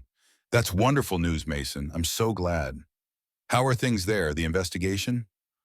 Ongoing, Harper says, her tone shifting to something more guarded. The evidence is clearly in our favor, but Daniel is being difficult. I can't leave yet, but I'll come as soon as I can. Take your time, Mason assures her. Lily will be mostly sleeping tonight anyway. Handle what you need to there. After they disconnect, Mason sinks into a chair, the adrenaline that has sustained him for hours finally ebbing. Lily is safe. Her heart has the support it needs. For the first time in years, he allows himself to imagine a future where her health isn't constantly precarious, where she might run and play like other children, where every fever doesn't trigger panic about her heart's ability to cope. When the nurse finally comes to escort him to Lily's room in the ICU, Mason finds his daughter sleeping peacefully, her color better than he's seen in months. The pacemaker's outline is barely visible beneath a bandage near her collarbone, a small price for such a profound improvement in her quality of life. He sits beside her bed, holding her hand gently, watching the monitors that display her now steady heartbeat. Each peak and valley on the screen represents a small miracle of engineering and medicine working together to support what nature made imperfectly. Hours pass, nurses come and go, checking vitals, adjusting medications. Lily wakes briefly, disoriented from anesthesia, managing only a mumbled "daddy" before drifting back to sleep. Mason remains constant at her side, his world narrowed to this room, this bed, this child whose every breath matters more to him than anything else. It's nearly midnight when Harper appears at the door, her expression a complex mixture of exhaustion and something Mason can't quite identify. Triumph, perhaps, or resolution. How is she? Harper asks softly, approaching Lily's bed. Stable, sleeping comfortably. Mason studies Harper's face, noticing subtle signs of strain beneath her usual composure. How did the investigation go? It's over, Harper says simply. Daniel withdrew his allegations after the investigators found evidence he'd instructed Alex Reynolds to steal our designs months ago. It seems Alex kept emails as insurance, emails Daniel thought were deleted. So Lancaster is cleared? Completely. The FEMA presentation is back on schedule and the board has reaffirmed their confidence in my leadership. Harper's smile holds a hint of satisfaction. Daniel underestimated me. Again. Congratulations, Mason says sincerely. That's excellent news. Harper moves to stand on the opposite side of Lily's bed, her gaze soft as she watches the sleeping child. This is the real victory, though, isn't it? Her heart, stable at last. Yes, Mason agrees, emotion tightening his throat. Everything else is secondary. They maintain a quiet vigil together through the night, speaking little but drawing comfort from each other's presence. At some point, Mason drifts to sleep in his chair, exhaustion finally claiming him. He wakes to sunlight streaming through the window and the sound of Lily's voice, weak but clear. Daddy, my heart feels different. Mason is immediately alert, leaning forward to take her hand. Different how, Lilypad? Steady, she says, sounding surprised. Not jumpy or racing, just regular. That's the pacemaker helping, Mason explains, relief washing through him at her lucidity. It's making sure your heart beats in the right rhythm. Lily considers this, then nods with childish acceptance of the new normal. Where's Miss Harper? Mason looks around, realizing Harper is no longer in the room. She must have stepped out. I'm sure she'll be back soon. As if summoned by his words, Harper appears at the door carrying coffee cups and a small bag that likely contains breakfast. She smiles when she sees Lily awake. Good morning, brave heart, she says, setting down her burdens to approach the bed. How are you feeling? My heart is behaving, Lily reports seriously. The helper is working. Excellent news, Harper says, matching Lily's solemn tone. Chen will be very pleased to hear that. The next few days establish a new rhythm. Lily's recovery progresses steadily, each day bringing improved strength and energy. Harper divides her time between the hospital and finalizing preparations for the rescheduled FEMA presentation, always returning in the evenings to share dinner with Mason and Lily. On the fourth day after surgery, Dr. Chen declares Lily ready for discharge. The pacemaker is functioning perfectly, she reports, reviewing the latest monitoring data. Her heart rhythm has completely stabilized, and the incision is healing nicely. When can she return to normal activities, Mason asks. We'll start with limited activity for the next 2 weeks, then gradually increase as she builds strength. But Mason, Chen smiles warmly. Her normal will be substantially improved from before. This device is already allowing her heart to work more efficiently than it ever has. The implications of this simple statement are profound. Lily's entire life has been defined by limitations, activities avoided, experiences missed. A childhood lived within careful boundaries. Now those boundaries might finally expand. As they prepare to leave the hospital, a hospital administrator arrives with final paperwork. Everything has been processed through the Lancaster Foundation, she assures Mason. There's nothing further required from you financially. The reminder of Harper's intervention, the foundation's support that made this life-changing procedure possible, stirs complex emotions in Mason. Gratitude certainly, but also a growing awareness that his relationship with Harper has evolved far beyond employer and employee, benefactor and recipient. Harper arrives as they're packing Lily's belongings, having just come from the successfully completed FEMA presentation. The contract is ours, she announces, her satisfaction evident despite her professional restraint. The emergency response system will be implemented nationwide within the year. Congratulations, Mason says sincerely. Michael would be proud. Something flickers in Harper's eyes at the mention of her brother. Recognition, perhaps, of how completely she has shared her most personal motivations with Mason. Yes, she agrees softly. I think he would. Lily, sitting on the edge of the bed in regular clothes for the first time in days, looks between them with curious attention. Does this mean your heart delivery planes will help lots of kids like me? Harper kneels to Lily's level, a gesture that has become natural for her despite her usual formal demeanor. Yes, Lily, exactly like that.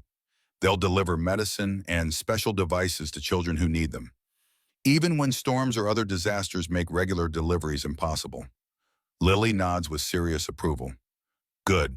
Everyone deserves a heart helper if they need one.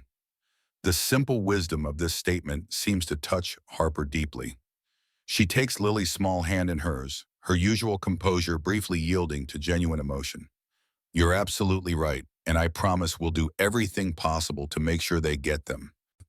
The drive back to Harper's estate feels like a journey between worlds, from the medical environment that has dominated their existence for days to whatever comes next. Lily watches the passing scenery with bright interest, her energy visibly improved even in these early days post-surgery. At the guest house, Mrs. Chen has prepared a welcome home celebration, modest decorations, Lily's favorite foods, a sense of normalcy restored. Mason helps Lily settle on the sofa, mindful of her still healing incision and the new device beneath her skin. Harper lingers at the door, suddenly awkward, as if uncertain of her place in this domestic scene. I should let you rest, she says. You've had an eventful day. Stay for dinner, Mason invites, surprising himself with how much he wants her to accept. We should celebrate Lily's homecoming, your FEMA contract. It's been a significant week. Harper hesitates, then nods. I'd like that. Let me just change into something more comfortable. When she returns 30 minutes later, Harper has transformed from corporate executive to something more approachable. Casual clothes, hair loose around her shoulders. makeup minimal. It's a side of her Mason has glimpsed occasionally during their hospital vigil, but never in this setting, never so completely. Dinner is simple but joyful, Lily dominating the conversation with observations about the hospital, questions about her pacemaker, plans for when she's fully recovered.